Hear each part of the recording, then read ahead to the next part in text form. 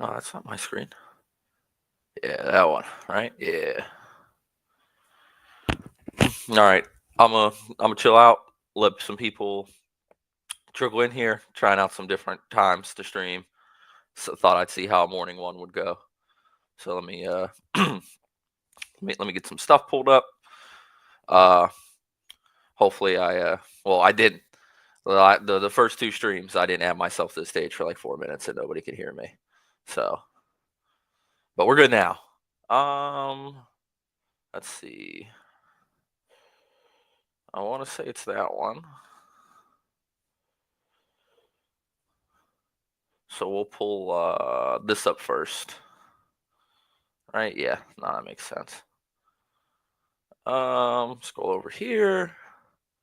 Grading system. All right, let me make sure you guys could see that. Okay. Oh shit, it's the wrong one. What's up, everybody? Hey, for you, it's 9 o'clock in the morning. How everyone doing? I'm just getting stuff set up live right now. I shared the wrong file. I think it should be this tab, right? No, motherfucker. Stop it. Sorry, I got like a million tabs pulled up. It's hard to get all this. Okay, so it should be this one. Dude, if I get this wrong one more time, I swear to God. Present. Share screen. Yep, that's what I want to do. All right, boom, boom. I got it. All right, let me see if you guys could see that. All right, that looks good. I could probably zoom it a little more. Let's see. All right, yeah, that's good. What's up, everybody? Big Loaf, Best Ball Bread Bank. We're doing some more team reviews today. I thought that was a fun show yesterday, so we're giving it a go again.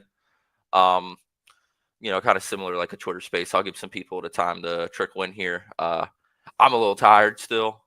Uh, my Adderall's not fully kicked in yet, so I might be a little scatterbrained, but we'll make it work. Let me drop this in. We have a good amount of teams submitted for review already, but kind of same as last time. I'll get to everybody during the stream, but like if I know you're here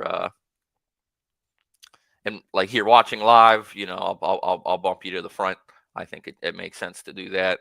If you want to go reply with a team to get reviewed, you can do it right there. So a little background on yesterday while we let everyone trickle in. Let me find my draft capital. I know some spreadsheet has way too much shit at. Where that at? Where is that? Pick values. Yeah, boom, right here. Zoom out a little bit. So, part of the grading system. This is the big one for me, and like but just the part. But as the draft capital went over this yesterday, but just want to say it again. This is how much each pick is worth in terms of draft capital dollars. As I said yesterday, I pulled my initial values from what Leone tweeted. If I had that pulled up, I'd show you. But essentially, like this, the values just reflects this pick spot's ability to outperform the average. So with the number one overall pick, it's the most expensive because at number one overall, you should be guaranteed to be able to draft somebody that is above a replacement level fantasy player. And the further and further you get in the draft, the less likely you are to do that. So again, the number one pick is worth 817 draft capital dollars. I just think calling it draft capital dollars easier. This down here is the percents of like this. So like 160, that's 19.58% of the number one picks budget. And like these numbers down here, I just pulled this up for you guys yesterday, but this is how much draft capital spent through the first 9 picks. So for the first 9 rounds, which is half the draft, you spend 85% of your money. So first half of the draft, you spend 85% of your money. Last half of the draft, you spend about 15%. Which basically tells you, and as you know already, the earlier picks are the more valuable ones. Is there an easier way to submit a team than just screenshots? Maybe. I don't know what you have in mind. I feel like replying to the tweet might be the easiest thing. Maybe I'm tripping. Like I said, it's a little early, but I feel like the screenshot should probably be the easiest method, especially because it has the pick numbers and all that too, like their ADPs and all that pulled up, which is really helpful. So yeah, I would say the screenshot. If you don't have Twitter or something, we could try to work around that. But if you do, I definitely think that's the easiest thing. Take a sip of this water. Get this ball rolling. All right. So yesterday I was just analyzing teams and giving them like a rough estimate of a grade in my head, just based on like what I analyzed, and not that this system, which let me pull up now, is perfect or even objective for that matter. But I did define the 5 grades that I think are the most important to a best ball team. So we have draft capital allotment, and I'll just go through and I'll read to you guys what everything means. So the draft capital grade, it uses what I believe is the optimal distribution of draft capital by position. Draft capital is what I was talking to you guys about earlier. Yesterday I mentioned my ideal is 5 to 10% of your capital is spent at quarterback and tight end, the positions where you only have to at least start one of a week. You don't have to hit 2 or 3 or up to 3 to 4 like you do with running backs and wide receivers. So I like 5 to 10% for the one-off positions, which are quarterback and tight end. And I would say 30 to 40% at running back, and 45 to 60ish% at wide receiver. But I think it's very important to have at least 35 to 40, and like that's minimum, but minimum requirement, but invested at wide receiver. Skill group strength considers how strong each of your 4 skill group rooms are. So that basically means is, I look at the quarterback, running back, wide receiver, tight end. You normally always have a weak spot somewhere. And, I kind of like use those and give that a rough grade out of 10. Positional allotment, how well structured the team is positionally. I put this in my tweet, but like a good example of a bad allotment would be if you only took like 6 wide receivers, but then your wide receiver one's Jalen Waddle and your wide receiver threes like Marvin Mims. I think that's a little bit too low for what you need to do in week 15 and 16. And again, like I said yesterday, just getting the finals is good enough for me. I'm not gonna, hate on a team's ability to like win the whole damn thing. It's more so just like, hey, can you beat the 12 and 16 or whatever other people to get through to a finals and make a good amount of your money back, or all of it for that matter. Playoff pod potential, how well the team is built to produce the ceiling weeks needed to advance to the finals. This is kind of what I was talking about with the wide receiver capital being like at least 40%. So like if your wide receiver one's Jalen Waddle, and like I say, your wide receiver threes Marvin Mims, I think that team is going to greatly struggle to beat out 12 to 16 other teams in a week where only one of the teams get out of those pods. You need to have a weekly ceiling. I think over the course of a season, like that wide receiver room could definitely advance if you hit on like quarterbacks and or QB and running back, even tight end for that matter. But to be the other top 16 percentile of teams that all made it through, like you need some juice, and I just don't think under investing at wide receiver and running back is going to get you that juice. And then lastly, we have advancing potential, how well positioned the team is to be a top 2 team from weeks 1 to 14. 8%, like if it has an 8, it doesn't necessarily mean it's an 80% chance to advance so much during the season. The score is more so meant to show how well I believe the team is built for advancing out of the pod. Now, if that all makes sense, let's see. Jesse, GM, I saw your team. I have a feeling that, because I've seen everyone submitted, that yours might get the highest grade for me, and I'm excited to talk about yours. I believe it's a big board, so it's nice to see like the COV and getting players at ADPs you can no longer get them at. Just submitted GM. Just submitted a reply on Twitter. Thank you, Nick. Let me make sure I have that pulled up here. Boom. All right, I see it. All right, so I think we could just get into the team part now. I have a lot more to get through than I did yesterday. This streaming setup isn't great, so I think what the best thing to do here is I'll have the team pulled up on screen. I'll switch off of this, and whenever I'm like doing the grades, I'll just like read that out loud and say the final score if everyone's okay with that. It's not a big board. Let's see, it was an early BBM. Okay. Well, it's still good because to talk about drafting early in a contest. But I remember correctly. I really like that team. So let me stop sharing on here. like I said, I'll just read off the grades I give it in the overall grade for the team, and I'll just have the teams pulled up on screen because I think that's a little bit easier for everybody. So let's get to Twitter, and I guess there's no point in burying the lead. We could go with our boy Jesse here. So I remember yesterday I got to zoom in. I want to make sure you guys have a good view of the team. Let's see here. Okay, boom, there you go. So quarterbacks, we got Dak, Stafford, and Geno. And I know some people who watched this yesterday, they saw me go over like the draft capital values and all that. But just for this first team, I want to give you guys exact numbers. So Buckeye spent 100 or the 134th, 155th, and 158th pick on his quarterbacks. And so that would be, let's see here, pick 11. What did I say? 134, 155, and 158, right? Yep. So that is 2.33% draft capital for 134. 1.66% of the total draft capital at 155 and 1.59% at 158.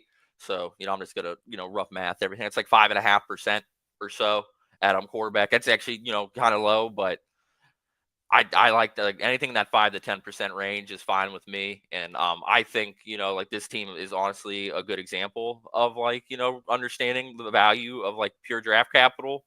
Because you look at this QB room and like I don't think it screams something that looks like you spent only 5% of your money on it to the untrained eye. It's like because you have 3 of them for starters, and you got Dak, name brand there, Stafford, Geno. Now Geno might be like like the one where you're like, well, yeah, of course he's cheap, but I Dak is the one where I think people be like, really, you only spent like 2.5% of your money on that, and he did, based on like the draft capital weight. So like. This is 3 outs most weeks. Week 8 he has to rely on Dak, but like that's fine.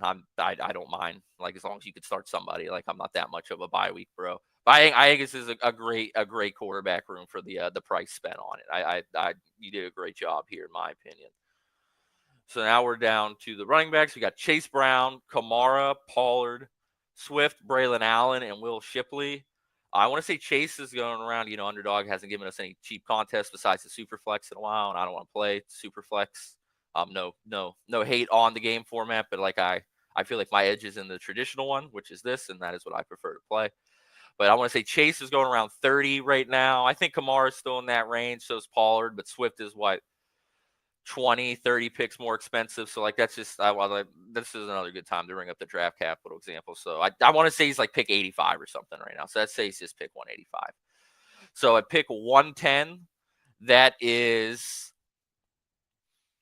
27.61 draft capital dollars, and pick 85 is worth 41.31 draft capital dollars. So, like that COV that Jesse Buckeye, whatever I'll continue to refer to our boy as, he got about 15 or so bucks, rough math, of CLV there. And I do think that has a benefit of drafting early in these contests. It definitely has, its flaws. Like, I have a bunch of Swift too, but like, God forbid we get, Nick Chubb, who I'm rooting for to sign to a good team. But, like that could bring down his value. Who's another guy that went down a lot? Jerome Ford, I think, is someone who like nuked down because they took Judkins and Sampson.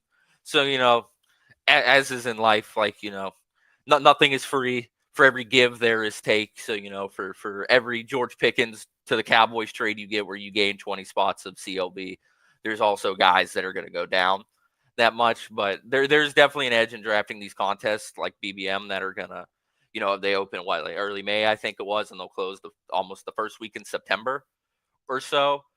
There is an edge of getting on that early ADP because those guys in August can't draft the same teams you did in May. But also the teams you drafted in May, they also can't be drafted in August. So there's give and take there, but I do think there's good edge to be taken advantage of.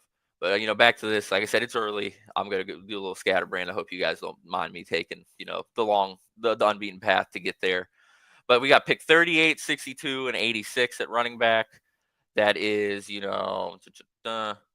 pick 38's 11% of the draft capital. Pick 62 is 7.5%, and what was it, 86?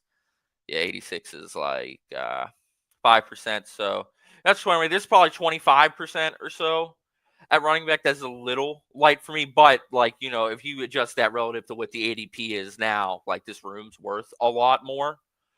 So maybe at the time I would have said this was a little thin, but also maybe not because, like BBM just opened.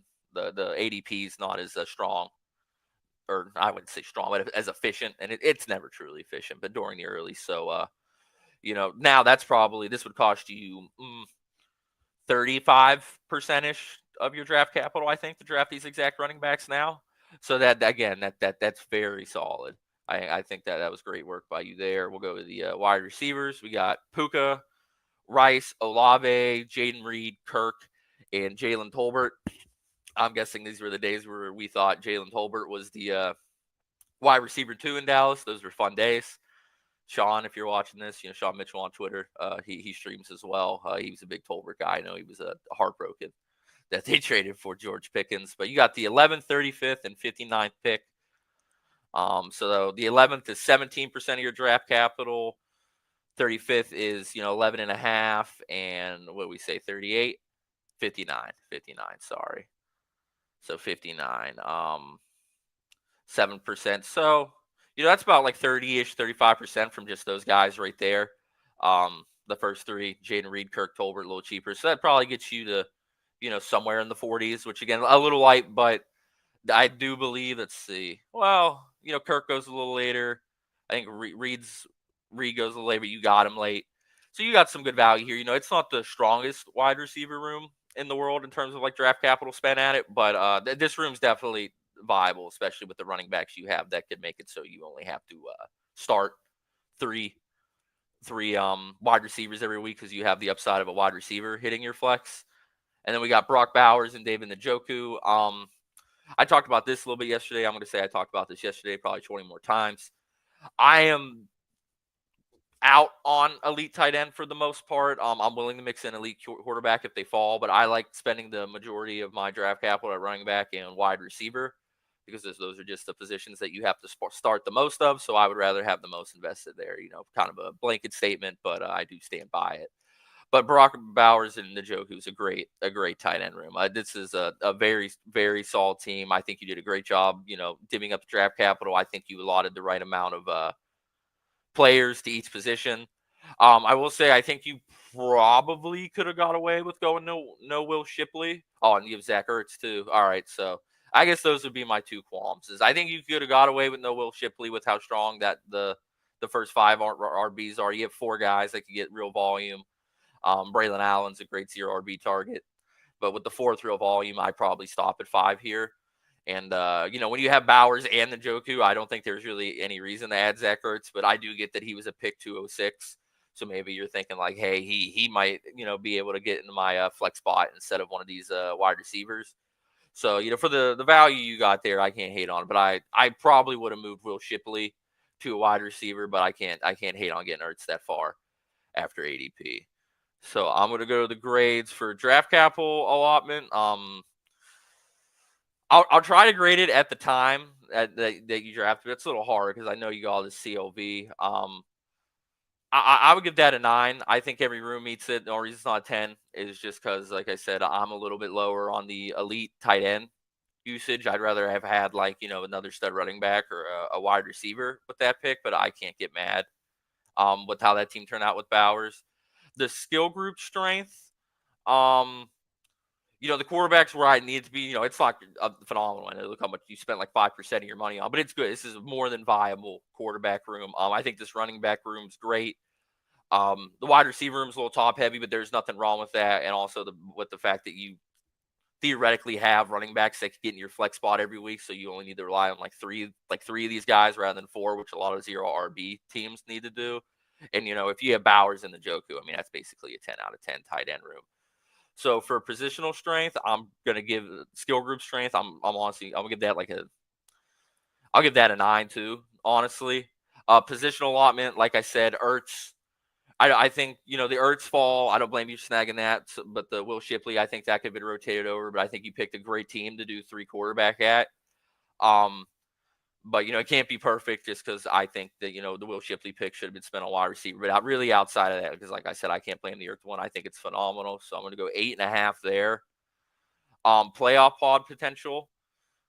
You have 4 good backs. You have and 2-0 RB guys with Allen and Shipley, dudes that could step into meaningful volume if something happens to the guy above them. So I think the running back room's good enough. You have 3 wide receivers that are quarterbacks that could rotate spike weeks. Hopefully for you, will come the playoff pod time.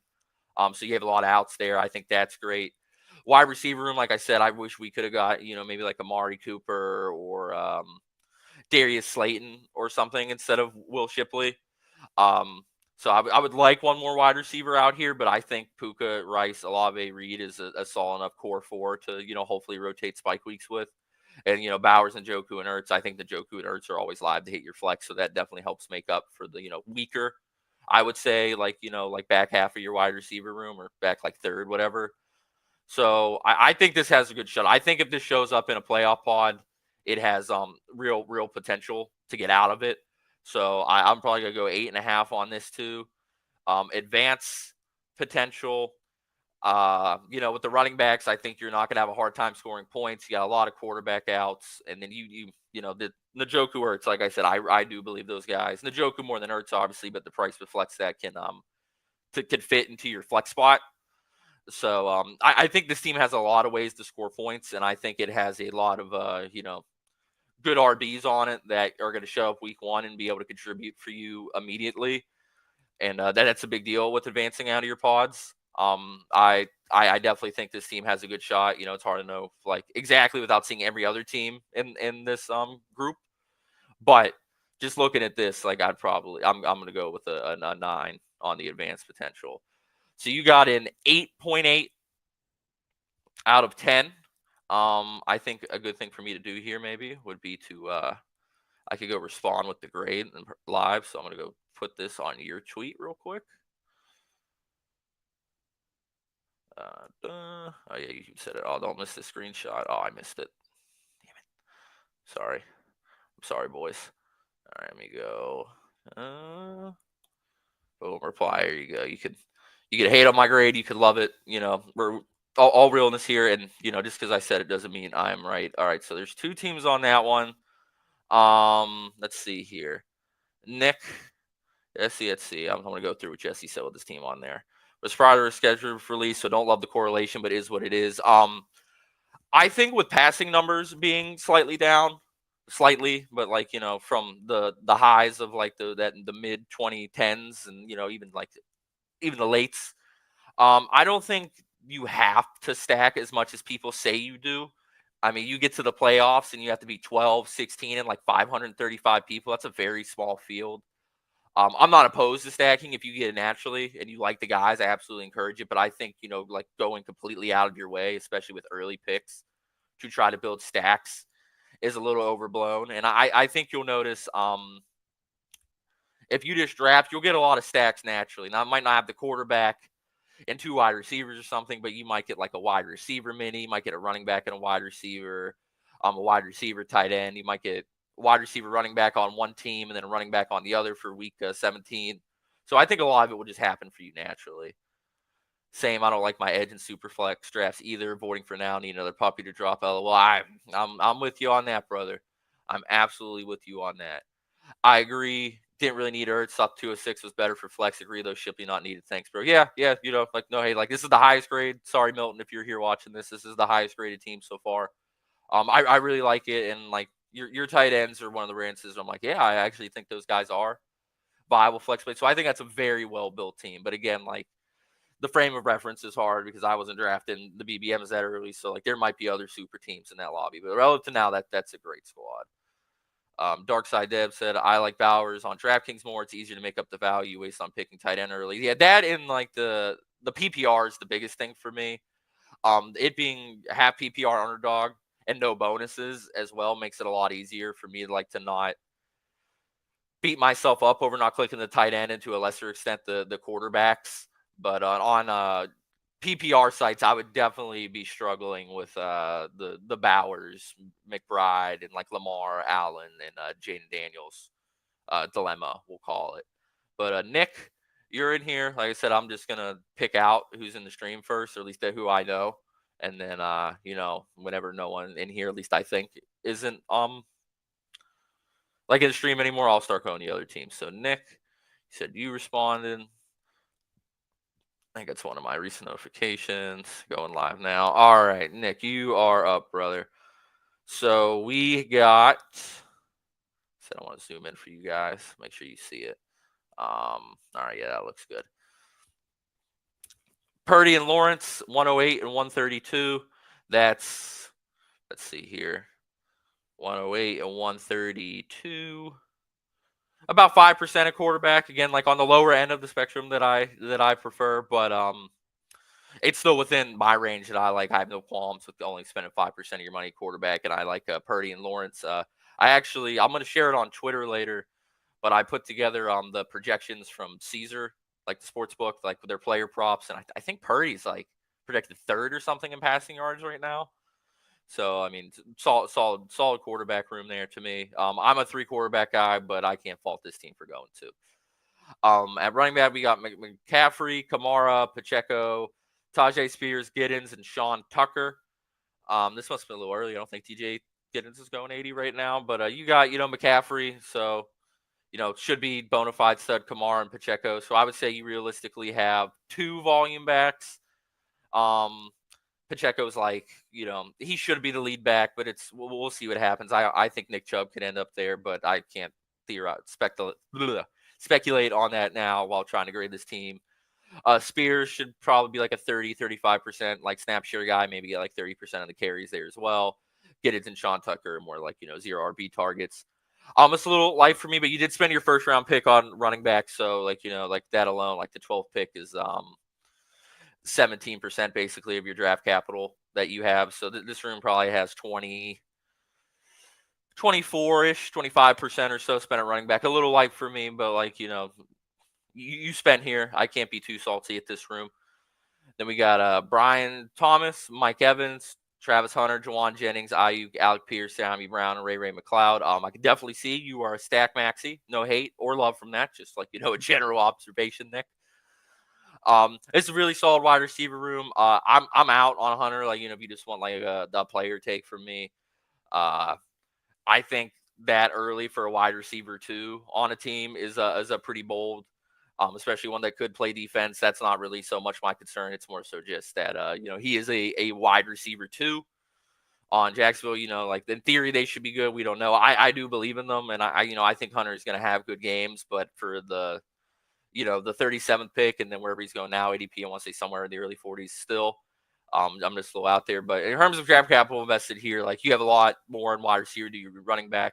Again, no qualms with that. But this is definitely a wide receiver room that I feel like is built to withstand playoff pods if it makes it. And then we got Colston, Loveland, and Brenton Strange. So you're at about, I would say, 5% draft capital at quarterback, 25% or so at running back. I would say probably 60-ish at wide receiver, and tight ends probably also close to 5. I know that's rough math. That doesn't have to 100%, but that's kind of close. Let's see. Loaf. What's up, Nick? Love you, brother. Guessing. No, Twitter submit, but it's all good. Still good info watching. We'll figure something out for you, brother, next time. We could just get you Twitter. I definitely think there's just an edge on being on Twitter, even just playing best ball. I think it's good to see what people are saying. It's good to have access to all that news. So like you don't have to make the Twitter to follow me and do this to submit your team, but I think you'll find that having a Twitter and following the best ball people would definitely be valuable for you. So all right, let's go to the grade. Draft capital allotment. It's a little thinner than I like at RB. But everything else looks good. I'd give this an 8. Skill group strength. I need to pull the team back up so I remember everything. Decent enough quarterback room, decent enough tight end room. Definitely, a heavy wide receiver invested team. No qualms with that. And like I said, a little lighter at running back than I want. The wide receiver room is definitely the strength of this team. I would have probably preferred going 3 three quarterback here, and even maybe would have considered not taking Ray and subbing in like, quarterback there, like swapping out one of those. But for skill group strength, I'll go like 6.5 on this one. Positional allotment, which you had a 2.682, right? A little bit more at wide receiver that I feel like you needed, especially with how much early capital you spent at it. But nothing too off the wall here. Like I think you did. I think you did a good job. So I'll stick with an 8.5 for that, same as last grade. I think that's fine. Playoff pod potential. I think this is very well set up for the playoffs. Having a deep wide receiver room is really important. I think you could get away with like slightly underinvesting at wide receiver, but like if you're only spending 20 or so % of your draft capital at the position, I think you're cooked. Maybe you get I think you could advance with that, but getting out of pods where guys are bringing stud wide receiver rooms along with probably some good running backs that you may have to the table, it's just going to be hard to get by them. So I'm also okay with 8.5 on this one. Advancing potential, good wide receiver room. Like I said, a little shallower at running back than I'd like, but still good. I'm fine giving that an 8. So that's an 8.01 out of 10. Like I said, I'm going to go through and just respond to everybody. That's two solid teams to open it for sure. I think these are two really good teams that we looked at to open it. While I'm saying this, just for like a frame of reference, it's borderline impossible to get a 10. You're just going to need ADP value to fall to you, which is something that you can't control. And then the more important thing I want to say is so the grading scale is a 0 to 10. With that being said, five is average. So what I view 5 as is just like it's viable. I don't think it's great. I don't think it's terrible. I might not even think it's good, but it is at worst a viable team that could do something. I mean, I think like a 4 wide receiver build won a puppy or something last year. I mean, damn, even Drew Lock was the quarterback on like the second place DK Millie team. So there's a lot of ways to get there. I want to be clear, but 5 is, I would say, the average. Well, it is. I would say it is the average, and I would just view 5 as like it's viable enough. Anything over 5 is viable with some extra juice. Anything lower than 5 is we're straying away from God, I would say. So I'll loaf this with the most. What's up, brother? Love you. Doing? Nice to see you on this fine morning at 9:30. All right, let's see here. So Nick, you're here, brother. I believe you're here at least. Let's go. We'll swap over to your team. Pumped Up Pistons. I'm gonna guess you're here, but I said Nick first. But Pumped Up, if you're in the chat, just let me know. I'll get to it eventually. But like I said, I'm trying to. If you're in the stream, I want to hit you first. All righty, bing bang boom. All right, Nick, my boy. Let's see what we got here. All right, first I'm gonna take a drink of water, and I'm gonna hit the nicotine stick, and we're getting back into it. All right, boom, water down. Cover this up.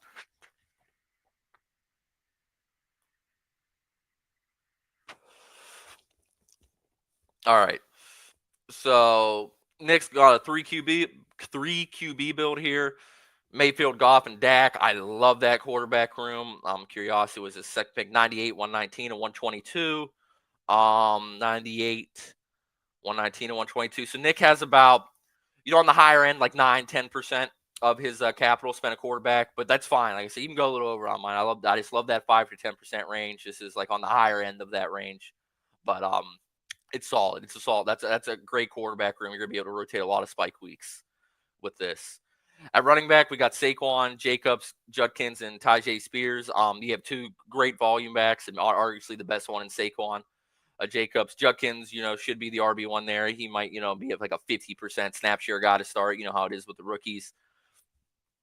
But I do think he's going to be like the RB1 in Cleveland. And you got Tajee as like a running back by committee type of guy with some upside if something were to happen to Pollard. 2 of your first, what would this be? Who'd you pick at 23? T. Higgins. So 2 of your first 3 picks were at running back. So just even with that, like Saquon and Jacobs, that alone is already like 33% of your capital spent at running back. So from the literal sense, just from the draft capital perspective, that is well within the range that I like. And I do think if you go 2 in the first 3 rounds, I do think that stopping at 4 is fine, because when you're spending that much money at the position, like with your first and second, the third overall picks. You're somewhat reliant on those guys. Like the first 5 picks take up like 65% of your total draft capital. So like picture your first 5 picks as like, hey, I need you guys to show up and do your fucking job. I need you. And so you should get guys in that range that you believe that are going to show up and do their job. And, with Nick taking Barkley and Jacobs, like in theory, he believes on them to do their job, and this team should be built around that. And so I have no problems with stopping at 4, especially when you have Judkins as the third and Tajay as the 4th. Like all these guys are going to touch the field. You're not even your 4th back isn't even like Devin Neal, who might get out there, might not. It's all volume. So I think stopping at 4 here is completely viable. So wide receiver, we got T. Higgins, Metcalf, Pickens, Pearsall, Aguka, McMillans, Michael Wilson, and Isaac Tesla. I'm going to need someone in the chat or Nick to explain to me the Isaac Tesla upside. I do not see it. I think there's and I'm not shit on your team and go get a bad grade because your wide receiver you picked at 194 is someone I liked. I'm more so just curious to be like, what are people seeing that I'm not? Because there's real wide receiver 2s and 3s that go in that range, and I don't know why I would want to take what would probably be the Lions wide receiver 4. I don't think Khalif Raymond's there anymore. He might be wide receiver 4, 5, but then like in the pecking order, he'd probably be like 6th, 7th if he has the field. But maybe there's something I don't see, and we got a pure punt tight end room. But this is a great tight end room. I think like this is a good example of when to go 3. We got Gesicki, Kate Otten, and Juwan Johnson. Love Juwan. Yeah, I think he's my highest exposed player right now through like 85 drafts. I have like 45%. No Taysom Hill in the way anymore. That's great. I'll have a player takes show at some point, but like I said yesterday, don't want to get too far in the weeds on like individual player stuff today. Maybe at the end of the show if this dies down, but I think this is good.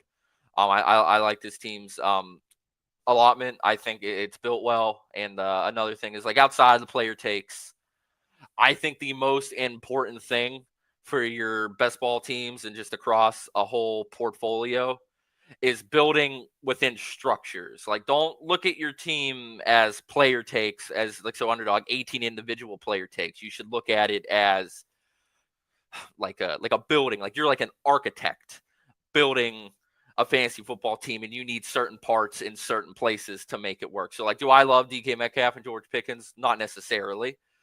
But this build called for him to take a wide receiver there. And I don't know if Nick likes him. Maybe not. I take dudes I don't love sometimes. I don't take dudes I hate, but I'm definitely willing to take dudes I don't love.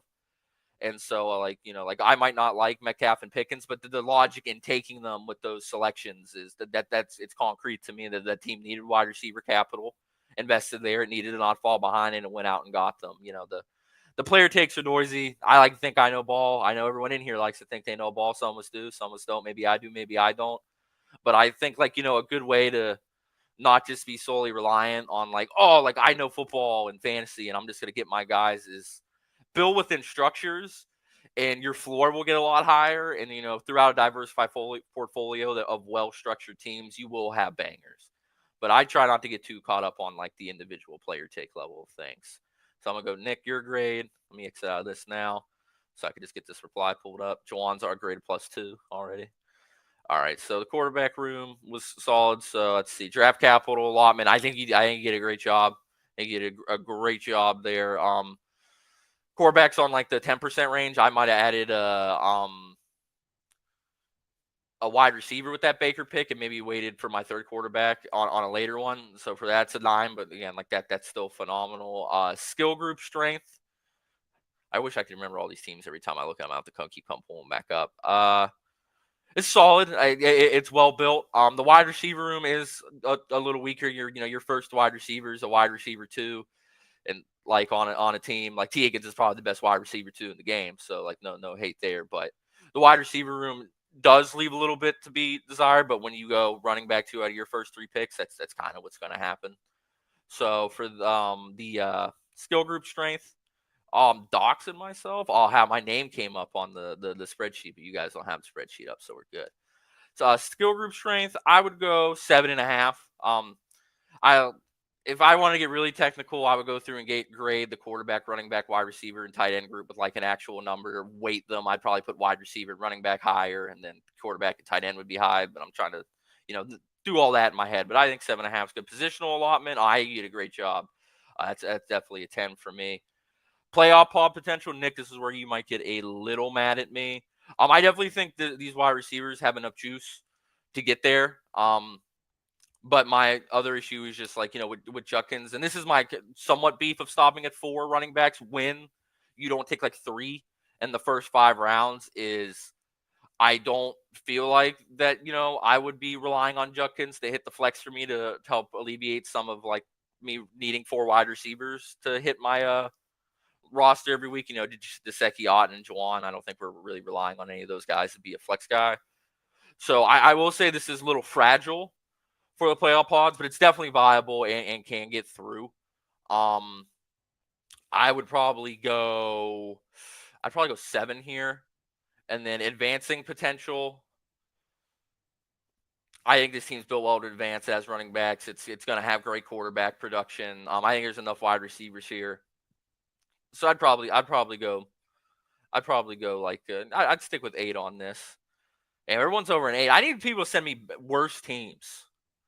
And also mostly because my grading system was off yesterday and I was like underestimating people. But like that's why I'm trying to frame it in like the 5 is viable.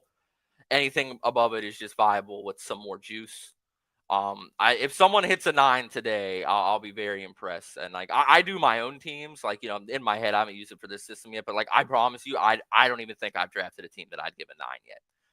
I think what you could control, what we're learning right now, is probably like up to like the 8s, the low 8s. Like you could dictate that yourself, but getting above, what would that like 8.29, so like that 80th percentile, 20th, whatever the correct way to phrase it is. I think that starts to become more reliant on what the room gives you rather than decisions that you make yourself. But everyone so far, I think, has done a very good job. Let me go back to this real quick.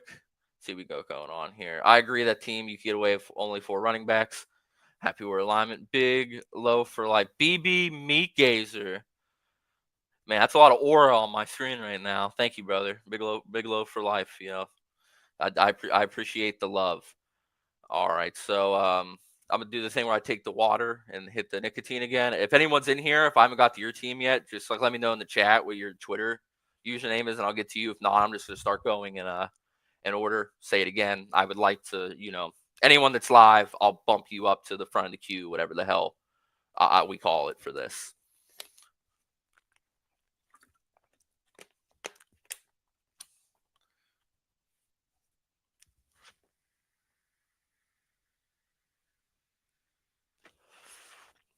Give it another like a minute. What I want to rant about to you guys for a minute. Yeah, someone brought it up earlier. I think it was Buckeye that underdog doesn't have a puppy.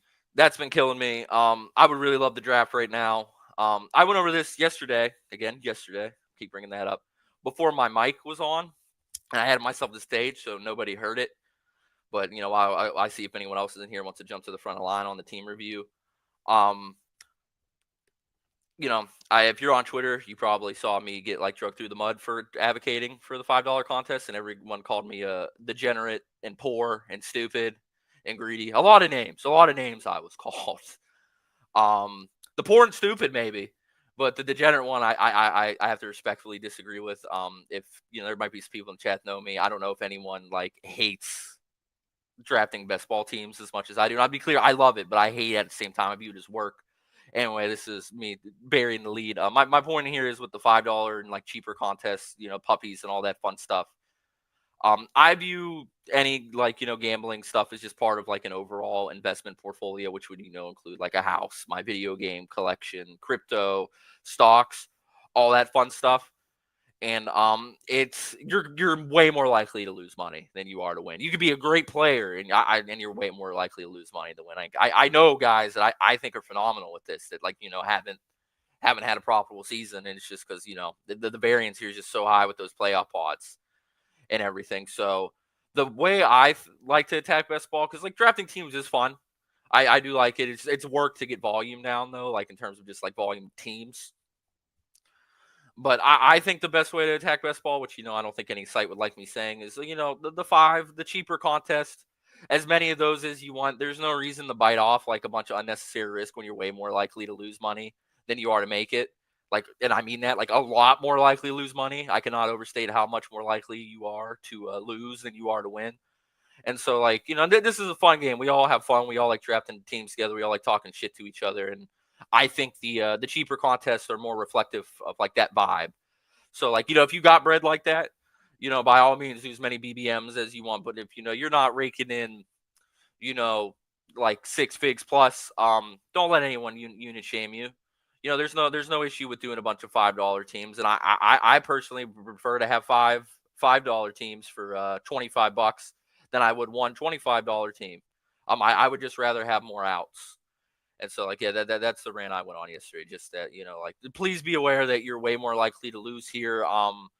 And don't let, some screenshots on Twitter where you see someone only has 25% or has 25% exposure of somebody, but that's like $1,800 in actual exposure. Don't worry about what other people are doing. Spend what you want to spend, play what you want to play. But I just don't think, and again, like I just said, don't worry about what other people say as I'm telling you something, but just don't rely on this. This should make up a very small percent of your investment portfolio. Okay. Cause I promise you, there's 8 people live right now. 8 of us, including, we're probably going to lose money. We probably are. That's just the reality.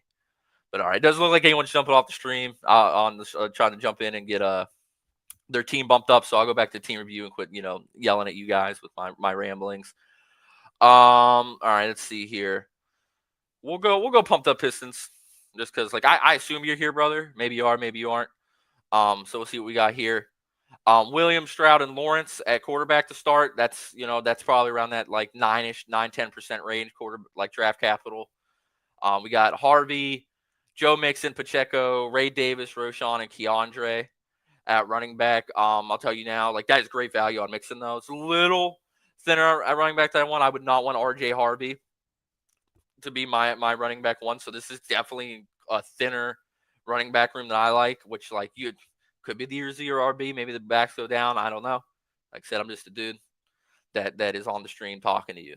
So, you don't have to take I'll take with grain of salt. I'm going to be wrong about stuff. Like, there's just no way around it. We all are. But this, to me, is a little thinner than I wanted. So Harvey, 60, 61, and 85. I want to pull this up for myself just to get a gauge here. So what I say, 60, 61, and 85, right? 60, 61, and 85. Okay, that's 15%, 20. So yeah, this is probably in like the low 20%, which I think is a viable running back room. And like, I think Ray Davis, Roschon, and now Keandre. I think Caesars is projecting Keandre to be the RB2 there. So I actually think he should be maybe going a little bit more. But it's fine. You got 3 backs who should all have volume to start the season. You got 3 0 RB targets, and I think Ray Davis. And if like the Bears don't add anybody, Roschon, both of those guys get some volume. So a little bit thinner, but like a viable at the very least. So wide receiver, we got Nico, Brian Thomas, Mike Evans, DJ Moore, Pat Bryant, Mike Wilson, Arian Smith. I love what you did here at wide receiver. Like, now, obviously, like Sarah, a little thin at running back for me, so I probably would have preferred one of Nico, Thomas, Evans, or Moore to be a running back. But I love that you spent, your first 4 picks on wide receiver. So that's 32%.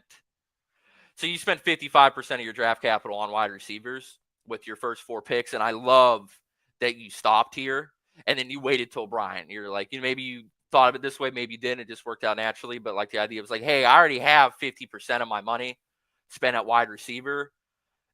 So for my 5th one, I'm gonna wait longer since I already have so much invested here, and I'm relying on these guys to be good anyway. I'll take some dart throws for my other one. So I think this is a great way to approach the wide receiver room. My only qualm is like I was talking about with the running backs being slightly thinner than I want. I would say this, like, who's your tight ends, Hawkinson and Loveland. This looks to me, until one of these 0 RB guys hit, if they do hit, maybe they do, maybe they don't. A team that's going to rely on 4 wide receivers a week. So the fact that, like, Moore is the 4th and then Brian's the 5th. I definitely think that's going to hurt you a little bit. But in terms of like how this team was like divided draft capital wise, I think you did a phenomenal job with this wide receiver room. And at tight end, we got Hawkinson and Loveland. I'm worried I'm starting to be a little too low on Loveland. I'm going to start FOMOing in soon. I think I see some more of his college tape. The kid looks good. I think, let's see, I could actually pull it up on my screen. They don't have everybody projected yet on Caesars, but they have Loveland projected for 650 receiving yards. For reference, Mark Andrews is 600, Kincaid 600, Kraft's 575, Ingram's 575. So even the betting markets have pretty big faith in him. But overall, I'd say solid squad. Let me get to your grade. Let me exit out of this. Get it so I could just go right to the reply. Draft capital, it's a little thinner at wide receiver, running back than I said I would like it to be. And I love what you did with your wide receiver room, stopping at 4 and then waiting for like way cheaper draft capital to add the 5th. So I'll go 8 here. It's a little thinner RB than I like. And like I said, when you don't have those running backs that you could rely on, or hopefully rely on to hit your flex every week. I worry the fact that there's really only like 4 as of now guys. I mean, Loveland's a dog, maybe 5 that could theoretically get into your flex spot. So that is slight worry for me there, but I still think it's solid overall. Skill group strength. I think Loveland and Hockenson and Loveland's good. Nico, I like that wide receiver room. Running back room's a little thin to me, and I love your 3 quarterback build here. Just because the running back's a little thinner than I want, I'm probably to go like 7.5 here on skill group strength. Positional allotment, again, that's just like raw. That doesn't take into account the draft capital. 3-6-7-2. I think this made perfect sense as a 3-6-7-2 team. I'll leave that at 10 for whatever it's worth. The positional allotment's the one that is the easiest to get a 10 in this grading system. It's just pretty straightforward. It's like, hey, do you have 4 quarterbacks but only 5 wide receivers? That's bad. So obviously. So this one's more on the extreme. Like, you're either going to have a really high positional allotment grade or really low with no between. Playoff potential. This team does seem fragile to me. The depth at wide receiver and running back. I know the 0 RB guys could hit, and this team could be phenomenal. I want that to be very clear, but they also might not. I like to think with the grade, I'm kind of baking in like the likelihood of them hitting. But the wide receivers, like they're the top heavy guys you have here are great. So for playoff pod potential, I'd probably go 7.5 here. Now, where you might not like me on this one is I do worry about the advancing potential. For all we know, like they signed Dobbins or maybe they like McLaughlin. Just Sean Payton's never been a guy to feature one back. So I worry that Harvey's not going to be the volume that you need him to be. I love the Mixon pick. Pacheco's a little shaky. I like him at cost. Nick in the chat was screaming at me to take him at 100. I should have listened. Could have got some nice CLV there. But I just, with how thin went away. With how thin the running back room is, and like the fact that I think you truly only have 4 wide receivers that you could rely on any given week, and there's guys just have to be like spike weeks, like when you need them. I actually think the advancing potential here is a little lower. So for the advancing, I'd probably give this like a 6, and I'd probably go 5.5 just because like the running backs are you need good backs to advance, which is again, like I said, I'll say a million times, another rant that I went on yesterday. But let me get this grade submitted and over to you, and I'll pop back to chat for a little bit, see if anything's popping off there, and we'll move on to the next team. There's Pistons. All right, let's see what we got going on, chat. Bigelow for life. More yelling, more rambling. Yeah, it will happen. It will happen naturally. It will. I promise. I will go on tangents and tirades. It's the Gut Fox rule of streaming. I don't know what that means. I don't know if Gut Fox is a streamer, if that's some play on words I should know or what. So I don't know what that means. David Njoku face burn looking at hey you be nice, no shitting on our man for having a grill an accident, you know what I mean. Loveland is a stud. Him and Warren are basically the same player. Loveland's situation is way better. Johnson's going to turn him into Laporta. That does seem to be the consensus right now. From what I have heard, though, I heard Loveland is like, I like watching the college tape before the draft and everything, but I'm not going to pretend to be like, oh, I know what the fuck I'm seeing at any given moment. But from what I watched and from what I read, it does seem like Loveland is better at like the receiving aspect of being a tight end than Warren, but maybe Warren's like the better like prototypical tight end. That seems to be that's my read on the situation. I think Kmet's going to be out there more than people think, but I also think that maybe Loveland kind of gets to that Kyle Pitts Kelsey type of thing, where God bless you, Kyle Pitts, but like more of like a big slot type of thing rather than a traditional tight end. If the Bears room just wasn't so crowded, I'd be all in on Loveland. But for the draft cap I'm spending on him, I'm really starting to warm up because I think the upside's there for him. I really do. I think the upside is absolutely there for Loveland, and a tight end that you take in the 10th round shouldn't really be able to burn you anyway. So like I'm really starting to warm up to adding him more. Catching up, I agree with all the points on my team. When you jumping in the drafters, come on.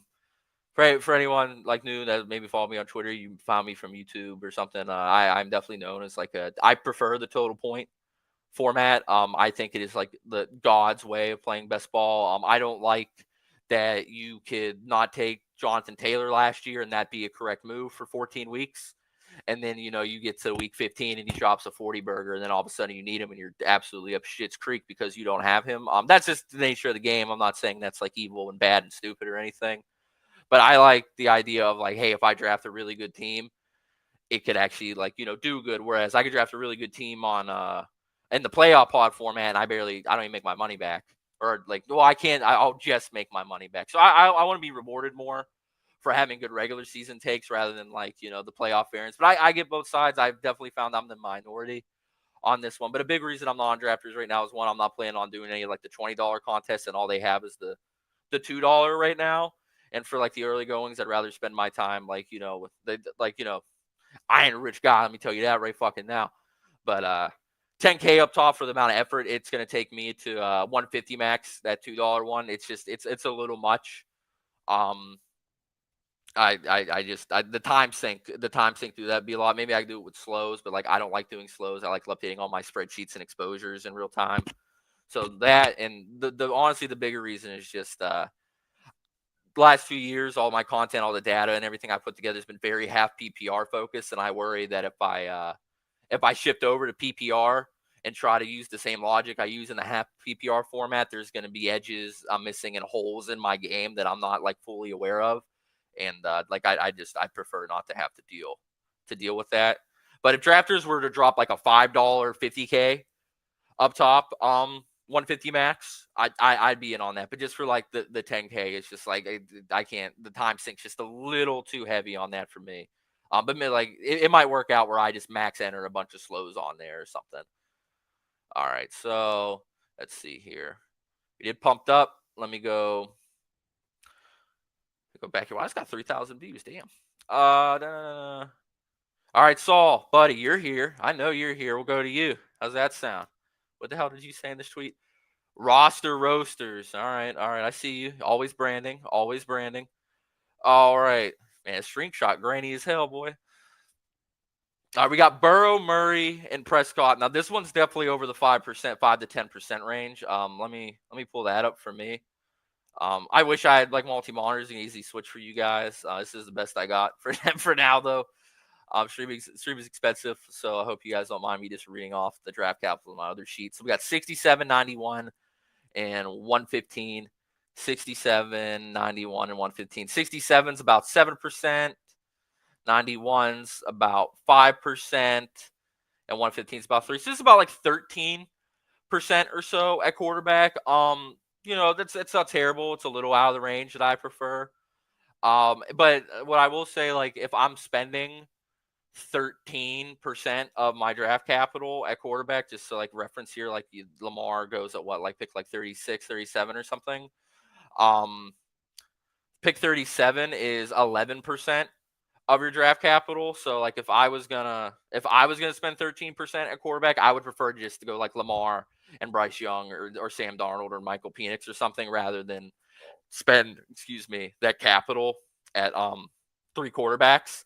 If I'm going to spend that much, I'd rather just have the elite. But I like this quarterback room, but like it, roster roasters, whatever we're calling it, like that's definitely a qualm I have. We got James Cook, Caleb Johnson, Trey Benson, J.K. Dobbins, Jerome Ford, looking like you're going to get some good COV on Dobbins. Think you know what I'm going to say because you were here yesterday. Definitely thinner than I like at running back here. So that's just see 43 and 78. That's around 15%. And then what, Benson's 150. And that's one. So this is under 20% invested. at running back. That's definitely like I said, I like at least like 30 almost, to be honest. I'm okay with 25, but like I'm willing to go up to even like 40, but somewhere in that like 25 to 40 range.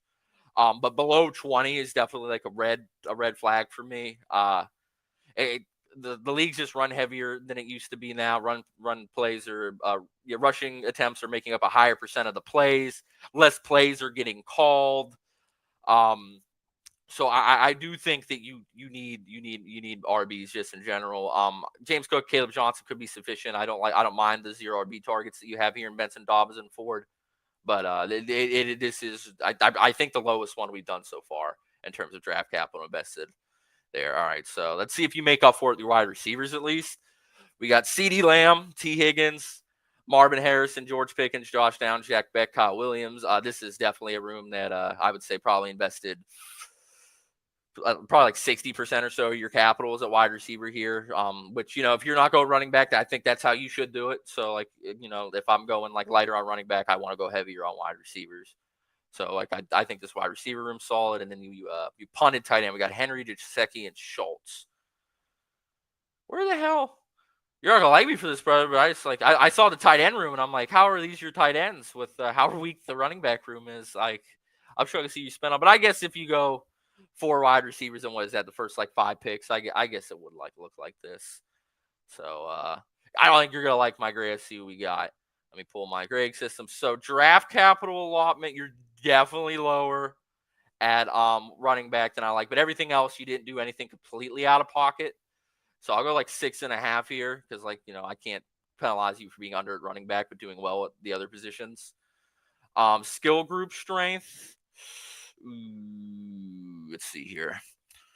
Running back, wide receivers, tight ends. I mean, I'll be honest, the running back and tight end rooms are definitely a little flat. I think quarterback solid.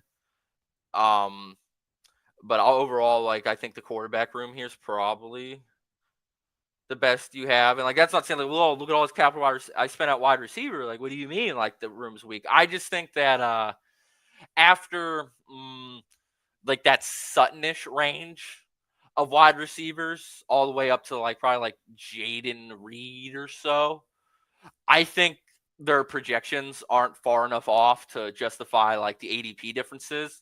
So like, even though like I don't necessarily like don't like George Pickens or something, it's more so that like, hey, I think who'd be a guy in that range, like Godwin, who's like what, like 10 or so picks cheaper, Jennings, who's what, like 15 or so cheaper. I don't think they project far enough off to where I'd be willing to spend up an extra whole round and a half ADP on George Pickens. Let's see. So skill group strength, you're not gonna like me. I'm probably going like 6 here. Positional allotment, like, again, that hasn't taken draft capital. That just takes in like, just overall build structure. 3-5-7-3. I think that's fine. Honestly, I do think you probably didn't need Kyle Williams or Jack Beck. I think this is probably a team that could have stopped at 6 wide receivers, and I probably would have moved it up to running back or something. So for the positional, like I said, this one, like, you just have to go off the wall to not get it above grade on this. I'd probably go 8. Playoff pod potential. It definitely has the wide receivers for it. The running backs, like I said, I do worry about them a little bit.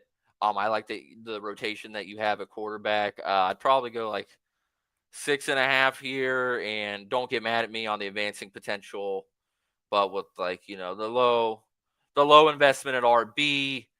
And then like, again, like I like the first 3 wide receivers. I'm a little lower on T than consensus is. Actually, it's a lot. I'm like a round and a half lower, but I don't hate him there either.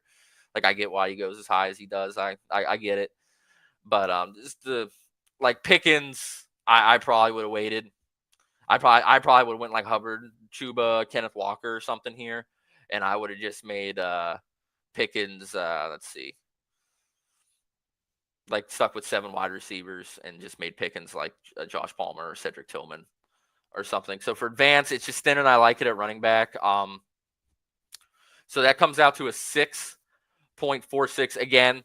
5 just means it's viable. It does not mean you're failing. It does not mean you got an F because you got a 50% on a test. It's more so just meant to reflect like, okay, what kind of percentile team do I think that you have?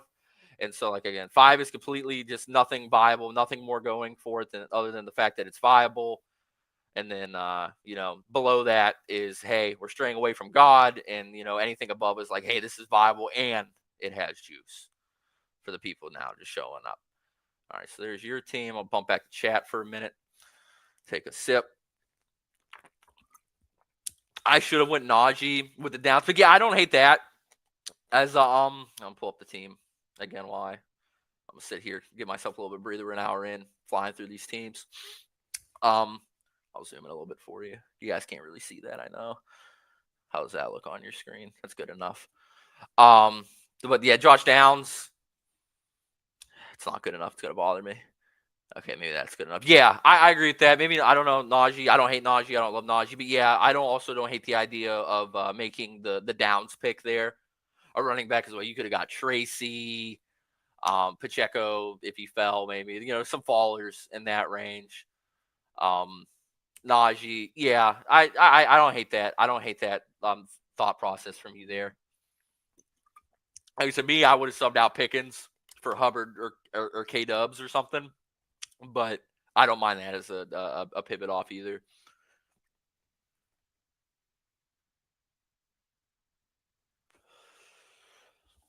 All right, so I do that. I guess I should do this because I would like this to grow.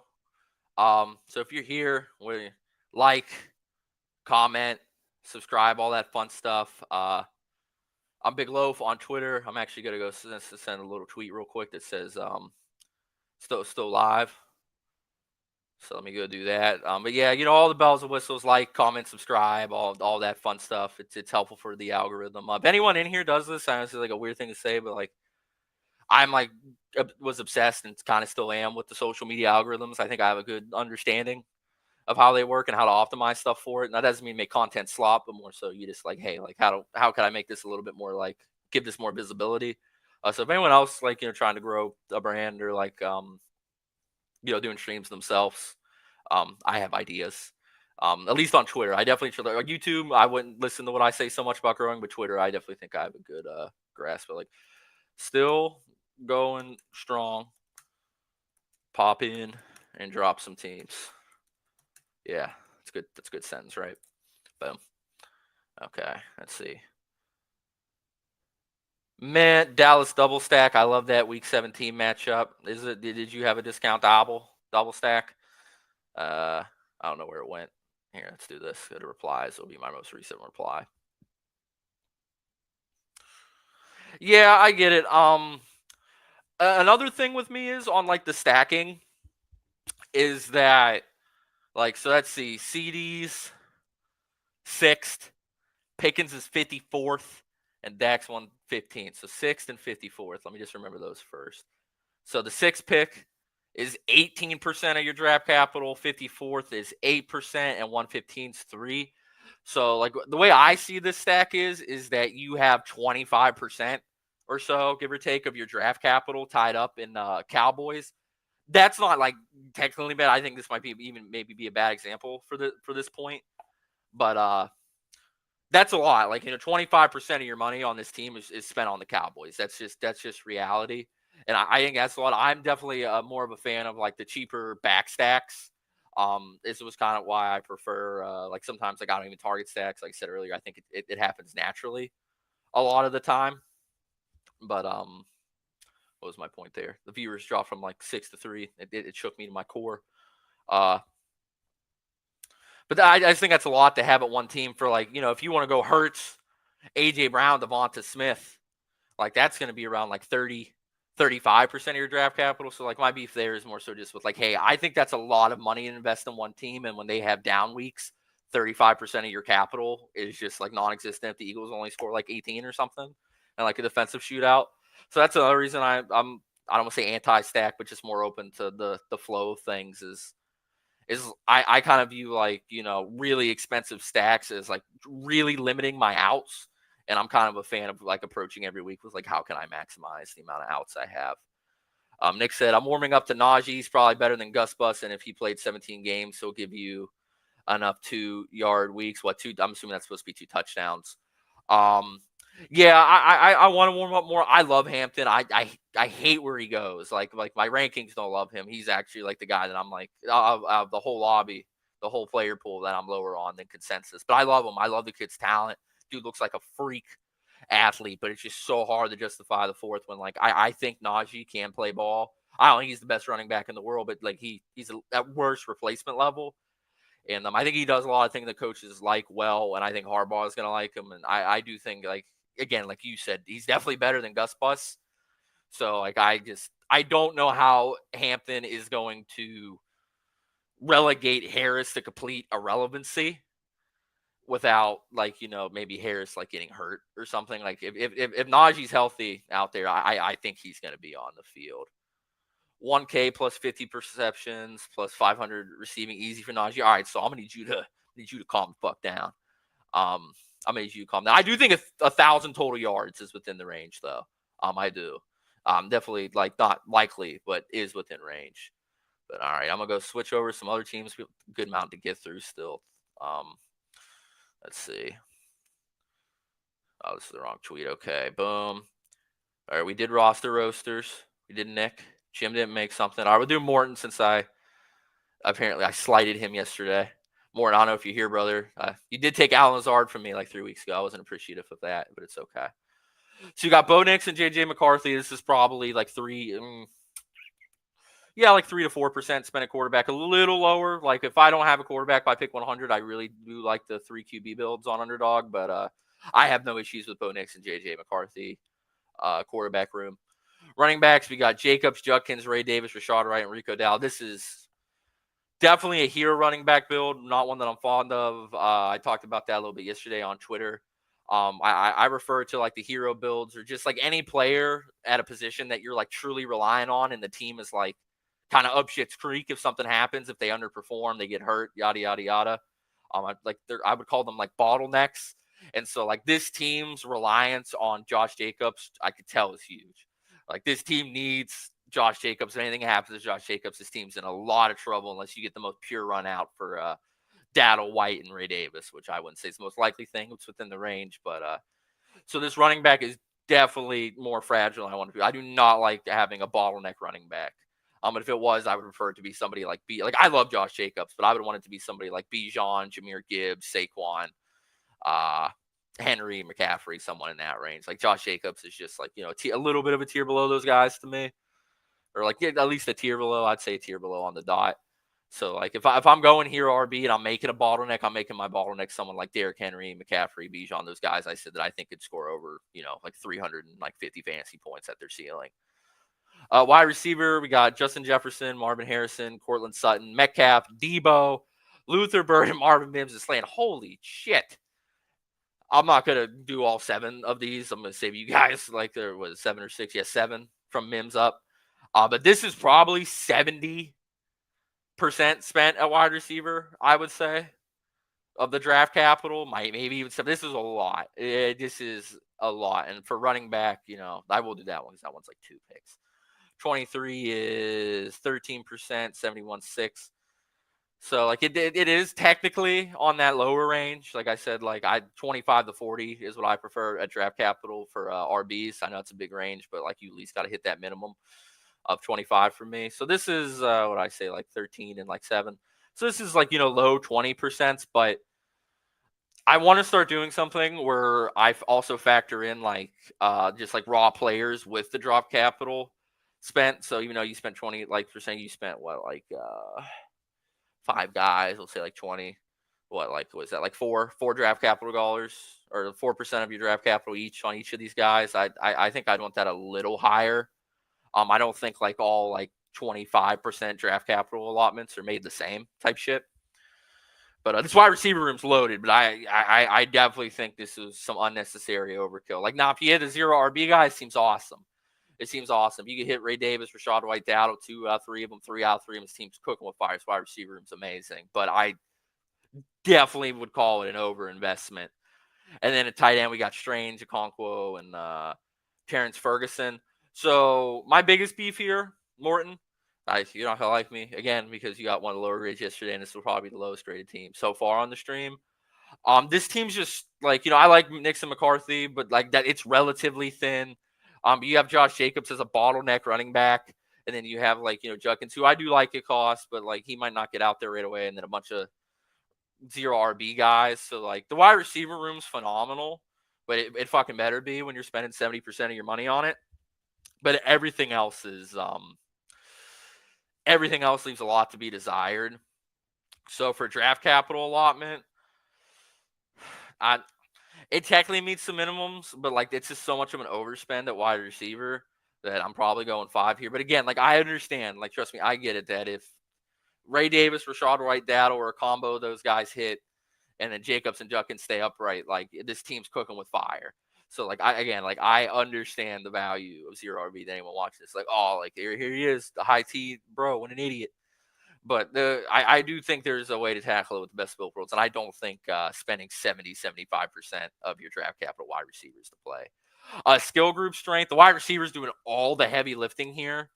I wouldn't call any of the rooms like completely terrible, but I would say slightly above average. Just because like I think that running back and tight end room's weak, and the quarterback one, like just, it's average at best. The wide receiver room's strong, but the running back and tight ends are weak. This is a Jawan Johnson team to me, but that wouldn't change the grade too much, if at all. So I'll go 5.5 on that. Position allotment. Let me pull that one back up. I need to see. So is this a 2-5-8-3? I think this honestly even could have stopped at 6 wide receivers, but at least 7. Like it definitely didn't need 8, in my opinion. So I'll give this like a 7.5 on the positional allotment, just because like that, like the pure position build's fine. Playoff pod potential. If this team get to the playoffs and one of those zero RB guys hit it, this team has upside. Like, do not get me wrong, but I think it's going to really struggle to get there. And then if it gets there off the back of those wide receivers, I think you're going to show up to these pods. And if the running backs just don't go the way you need them to with the zero RB targets, I think you're going to run into wide receiver rooms that are, within the range of how strong yours is, but that also bring better running back, quarterback, and tight end play to the table. So for the playoff pod, I'm probably going 5. And then advancing potential, you can rotate a lot of usable weeks here from these wide receivers. That is for sure. But the running back there's a little thin. I'm probably gonna go with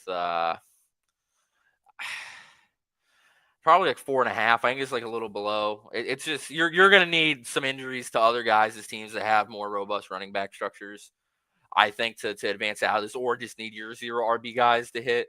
But going into week 1, if I had like a projection system for how many points I think this team is going to score this week out of the 12 teams, this would probably be like 7 the 9th for me. So for that reason, I'm out. And this is, it's a viable team. The wide receiver room it is loaded, so I gave it a little bit more juice than just a pure viable team, which would be like just a 5 out of 10 on the rating system. So this got a 5.36.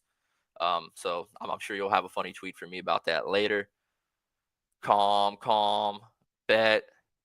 Nathan Roof, I just sent you a 2592 for all the sauce, Poppy. Oh, Thina, it's you, baby boy. What's up? Love me some thick Thina, baby. Yeah, hell yeah. You skip to the front line. Absolutely.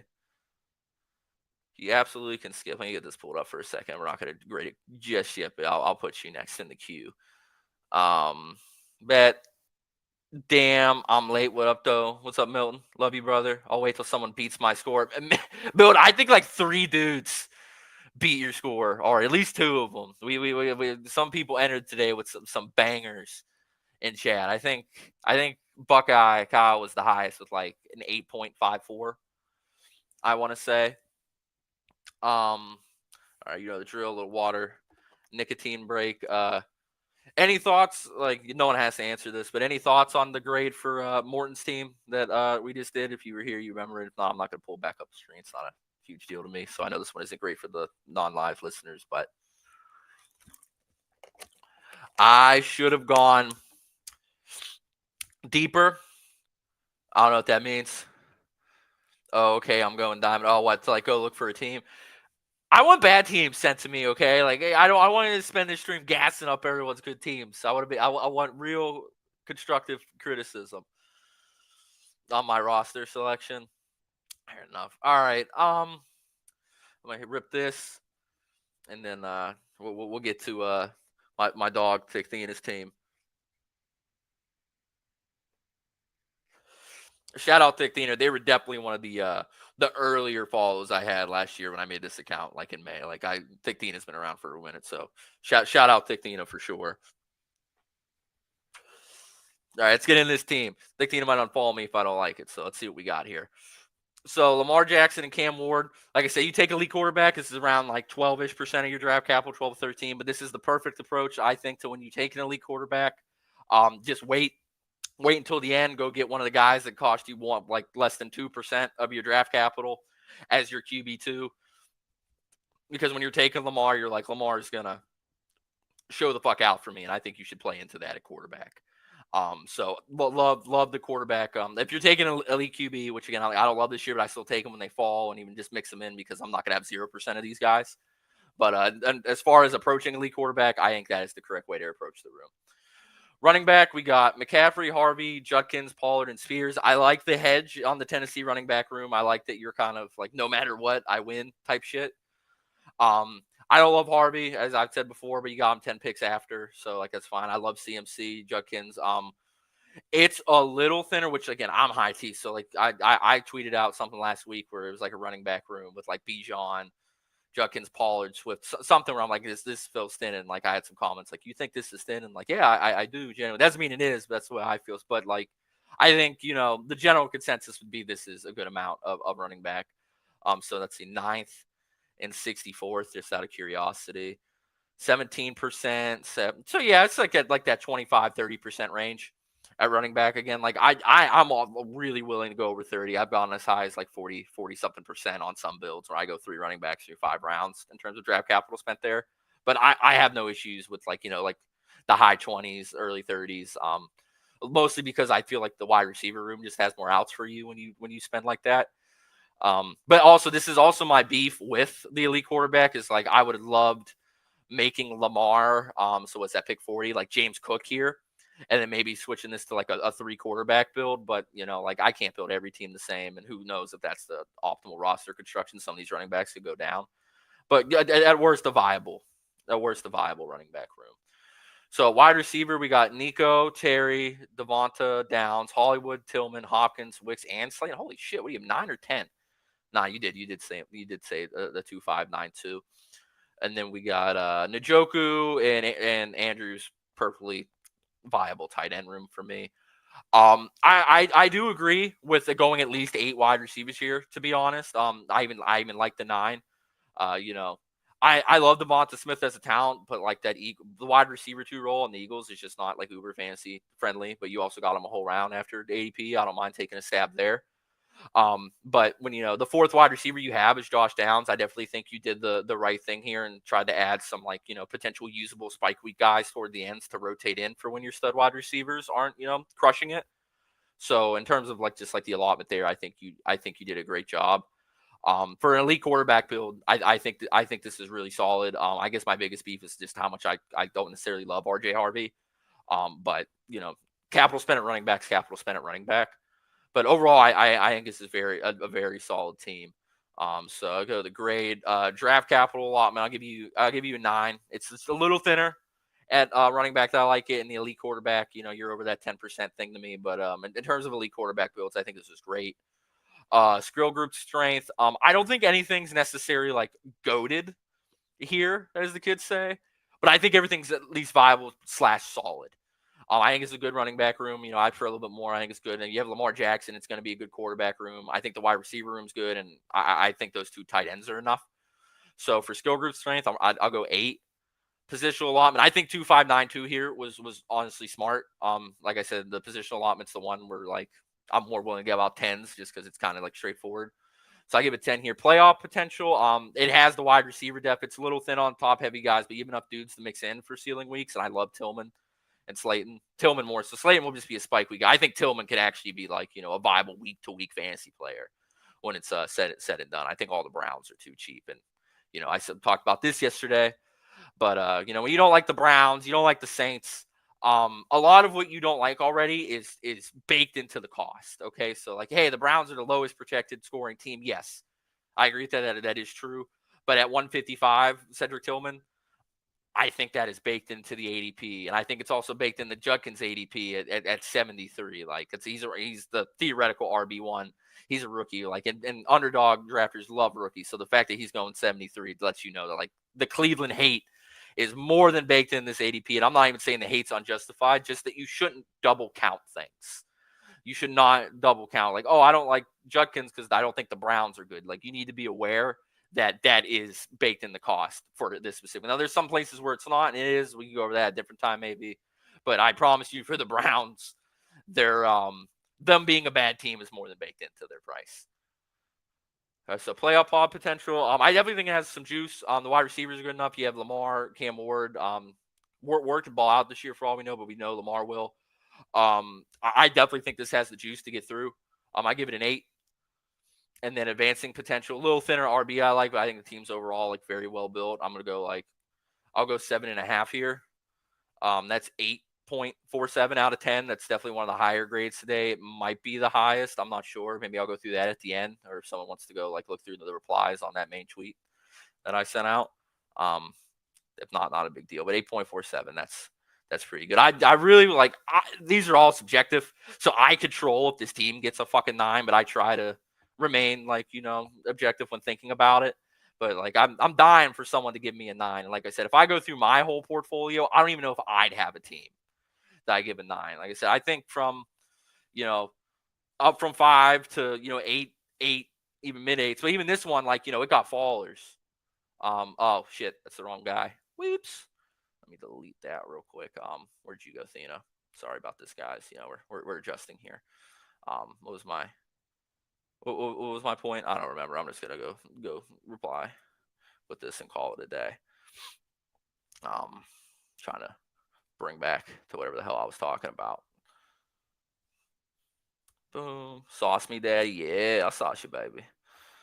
Yeah, I don't remember. Good squad though. A little thinner in RB. I think it's good. I would love to see someone give me a 9. I would love to see myself drafted. Oh, yeah, that's what it was. This got an 8.47, but like I said, to get over probably 8.5 to the end of that 9 range, you need ADP value to fall to you. And he got Devonta a whole round after ADP. He got Josh Downs, 15 picks past ADP. Lamar 4 or so, but that matters with that much draft capital. You got Judkins almost a full round, Harvey after almost a full round. So you got so much value on this. Even that's only at 8.5. So I just think a 10 is I think you're gonna have to get a round's worth of value on every guy for someone to come out as a 10. Day one, baby. Yeah, I know. Thena, shout out. I love you, baby. Oh, I got a ton of bad ones. Well, if they're bad, you don't have to submit those either. Maybe questionable build. You submit whatever the hell you want, but I don't want to sit here gassing up good teams or just ragging on people for bad ones. This is meant to be constructive criticism or just a different perspective. No one cares about your best ball teams, besides you. It's just kind of reality. It's hard to talk about to other people. So I thought this would be a fun way for you to for you guys, put it there and have your team shown and have it talked about. If you care what I think, you're here, so you must care at least a little. And so I think it's fun to, I think it's good to get different perspective on things. It's valuable. Some people will tell you things you're not seeing. There's definitely value in having, people around to talk to. Peppers, Devonta at 57 is kind of nice. Yeah, I agree. I think I have him ranked 65, 70. I'm just lower on the Eagles this year in general, and that's nothing against their talent. I think they're a very good defensive team. I believe that they controlling the clock when they play with the lead. And so just the raw number of plays and volume, I think is going to be hard to go around. And when you're Smith, who I would argue that because, Hurts gets goal line carries and runs himself, I'd argue Smith is probably the fourth option on that team behind Saquon, A.J. Brown, and Jalen Hurts. And, it's just a little rich for my blood on a guy, spending that much on a guy that's going to have, I would say, a pretty limited weekly floor. The ceiling is definitely there. Devonta could spike any given week. I think he's very talented, but the floor that he brings to the table on a week-to-week basis for what you have to pay for him is a little low for me. I'd like it. I'd be more willing to mix him in if he was a round later. If he was going in that late 50s range, I would definitely mix him in.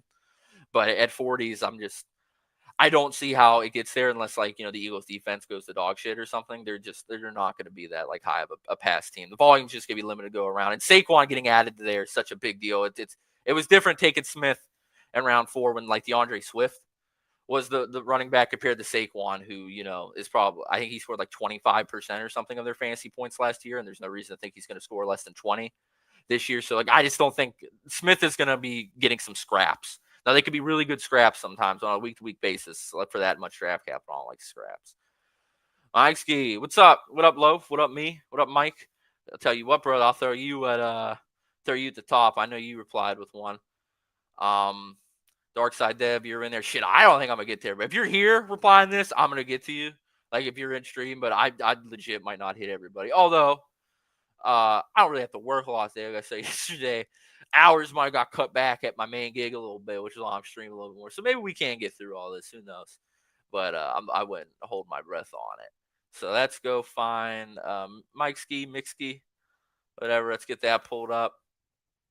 Oh, it has Anthony Richardson. I already love it. All right, the drill. In between teams, water, nicotine break. Got to get it in. Any general questions, any thoughts? Feel free to leave them in the comments. I'm always happy to talk to you guys. It's actually helpful when you guys comment. It makes it so I don't have to constantly ramble and have to find shit to talk about. So it's easy to bounce it back. Dabsker, all right. So let me see. You applied for a Dark Side, so I'm gonna do. Who the fuck am I on right now? Mike Ski. I'll go to you, Dabskyer, and then Dark Side. I'll do you, brother. And we'll at least do those 3. I might be on here for like another hour and a half, so maybe we get through everything. But I'll get you. Yeah, I know you're here. I saw you. He replied first. All right. I'm big on the order. Like if you're here, you get bumped to the top of the queue, and then if you're here, it goes by who submitted at this exact moment until I get scatterbrained and forget. Thoughts on late Carr Bryce Young stack? I like it. I like the later stacks more, just because I don't have to spend as much draft capital on a specific team. Like if you were here earlier, I was talking about with I think maybe Saul about like he had like a Dak, CD, George Pickens stack, but that comes out to 25% of the draft capital being spent on like that Dallas Cowboys stack, whereas like a Bryce Young, even if you went Tet, even if you just went Tet, you went Tet, Bryce Young, and like Thielen or something, that's probably like 13-14%. And then if you didn't go Tet and went, Leggett and Coker, Thielen with Young, like that's sub 5. So I do like the late stacks. I think that is a benefit from the bad teams, is that you could build the bad teams, and put in that quotation marks, because I actually really like the Panthers this year. They have for what you have to spend on them. I think they bring a lot of upside to the table with that stack. Whereas like the Eagles stack, if you go Saquon, Hurts, Barkley, whatever, Saquon, Hurts, Brown, you know what I'm saying? Like you're investing a lot there. That's pretty high risk. Whereas like, the Panthers, the Saints, Browns, Giants, and I don't even think you necessarily need a QB for the stack, but just like, like getting multiple weapons from those teams, I just think the risk is a lot lower because you're just spending so much less on them, and it's still a stack. Hashtag still a stack. Titans back stacks are where it's at. Yeah, and if they're cheap, I don't want to be paying as the anti-stack bro guy. I stack. I just let it happen more naturally, and what I'm more opposed to is the really expensive stacks. Like I don't necessarily want Genty and Bowers and Jacoby Myers and Geno Smith. That's a lot of capital to have invested on the Raiders, and that's a lot of reliance on the Raiders on a weekly basis. Even the Lions, like how much all their guys are. I'm normally taking like one guy from that roster like per team. And maybe I'll do a mini with like Jameson or Ahmad with Jared Goff or something, or even Gibbs and Goff. But I'm just really big on like I don't want to push too many of my chips in on one team, especially because like, if you do Jalen Hurts, Saquon, and AJ Brown, that is a conceivable. Yeah, you could get that team. Yeah, it could work out where you get that team. That can happen. You're just relying on them not only in the regular season weeks, but the pods too. And then if like your main Eagles stack crush, like they're probably going to turn into chalk too. And I don't love that aspect of it. So like I definitely like attacking my stacks in like the mid rounds. And like so if I want to target like an expensive team like the Lions, like I could go Gibbs and Goff or something, and like I'll call it there. But for the the Falcons, where you could get I think Mooney, Penix Pitts is viable. Like, I don't necessarily love that, but it's viable. Just, those later stacks where you could get a conceivable, like, hey, these could be the guys that catch the touchdowns and be who I need that week. I like those. I like those a lot more. I would rather use my stacks with my cheap capital than my expensive. And with my expensive capital, I like taking, like, I fucking love this guy. I love this guy. I want to believe in them on an individual basis. If stacking works out, it does. If it does, if it doesn't, it doesn't. Also, check out the one DK lineup. Okay, so I guess Sam's next. And then Titan backs. All right, boom. All right, so let's move to who's this? Mike's Key. All right, so we got Caleb Williams, McCarthy, Anthony Richardson. I love adding Anthony Richardson in the 3 QB builds. For starters, I think he's going to be out there this year. He spent a 4th overall pick on him. He has 15 starts in his career. He's 8-7 in those starts. I know it hasn't looked great. In fact, it's maybe looked worse than anyone else. But in my mind, he has nowhere to go but up. And I don't know if you guys seen Daniel Jones play football, but it's not like he's great at it either. I think Richardson brings a lot more upside to the table for the Colts. And if, maybe he's a bad IRL quarterback and stays that way, I think he's good for fantasy. So I think at that cost, like he finished as a top 5 quarterback in 34% of his games in his career so far. So the fantasy upside is huge. And I love adding him in 3 QB builds. That way, if it goes belly up, maybe Jones starts all year. Maybe Anthony Richardson starts 3 weeks and he's that bad and they yank him, yada, yada, yada. I think the risk is when you take Anthony Richardson with 3 quarterbacks, in my mind, you take most of the goddamn risk off of the table that is associated with taking him. And it's like, whatever. Like, you shouldn't care that much that, your 15th round pick didn't work out. It's not a huge deal. It's really not. Now, it sucks if you take Anthony Richardson and a different guy in the 15th blows up. That wouldn't be way better. But just like isolated, Anthony Richardson can't hurt you really to begin with, and he really can't hurt you in 3 QB builds. So running back, we got Bucky Irving, Chase Brown, Jordan Mason, ETN, Bigsby. I like the for those later backs, I don't mind going 2 backs on the same team. It's basically saying like, hey, if they both get volume, I get both of them. If one of them goes down, like I have the the better guy that's still up there. So we got Bucky, Brown, Mason, ETN, Bigsby. I like Bucky, and I don't love Brown by his viability. But I definitely worry for these two. I love early running back. Like, I've said that probably 80 times on the stream already. But there are some guys in that range that I do worry about, like, their actual potential volume workload. And, like, I think, what is it? I have it pulled up on my screen. You guys can't see it. Caesars has Bucky Irving projected for 975 rushing yards. They don't have the receiving yard lines yet, but we'll know we get pass game work. So my guess, they probably have him projected for, like, 1,200, 1,300 total yards. But then if you go to Chase Brown, he's only at like 825 rushing yards. Again, he'll probably get pass game work. But for reference, Tony Pollard's projected for 50 more rushing yards than Chase Brown is and the same amount of touchdowns. And Caleb Johnson's projected for the same amount of yards and the same amount of touchdowns. So that doesn't mean Chase Brown can't work out there. My money would be on Chase Brown definitely having a higher receiving line than Tony Pollard and Caleb Johnson, but probably not to the point to make him, worth the 30th overall pick over getting Pollard or Johnson in like that mid-70 range. And I definitely like Bucky a more than Chase Brown for sure. I like the upside for him more. I think Chase Brown's floor is a little bit lower than give him credit for, but the upside is there. But just, when you think about it that way, that, a sports book that, that has probably $1 million+ projection system and guys way smarter than any of us here working on building it, if those dudes have Caleb Johnson and Chase Brown at the same rushing yards, I think that's something you should at least take into account. Now, there's going to be plenty of stuff they're wrong on, obviously. They're not like perfectly efficient markets, but I do think when the 3rd round running back and the 7th round running back are projected for the same amount of rushing yards and the receiving difference doesn't feel like it's going to be that big, you should take note of that. And so we got Jamar, DJ Moore, Flowers, Jennings, Judy, Wandale, Donnie. I think it's a great wide receiver room. And we got Tyler Ward, Kate Otten, and Jawan Johnson, baby. Love me some Jawan. This team arguably has 5 volume backs. I think you have a guy getting touches on the Jaguars, assuming ETN doesn't get traded, locked in. So we'll say like 4.5 volume backs. You're within that 5 to 10% range of wide receiver. I love the Anthony Richardson upside play. I think your wide receiver room's deep. You're at least initially, it doesn't look like you're very real wide on running back to hit your flex consistently, but like I love the targets that you took, like these pick 100 to pick like 130 like running backs, guys that are like actually going to get volume They might not be the lead guy, but they could step into the role. Maybe they lose a little bit of it. But like, yeah, every running back on this team looks for week one to have good projectable volume. And like, I don't think Bucky or Chase will lose their job, and Jordan Mason could take Aaron Jones. So like, I like that. And then Juwan Johnson, best last round pick in the game. This is good enough tight end room. You can build it in the aggregate. So yeah, 3.573 from the one spot. Draft capital allotment. I give us like a pull back up for 1 second. Yeah, a little less RB than I like, just from like a per player basis. But like, I know like that's like let's see, 24 and 25.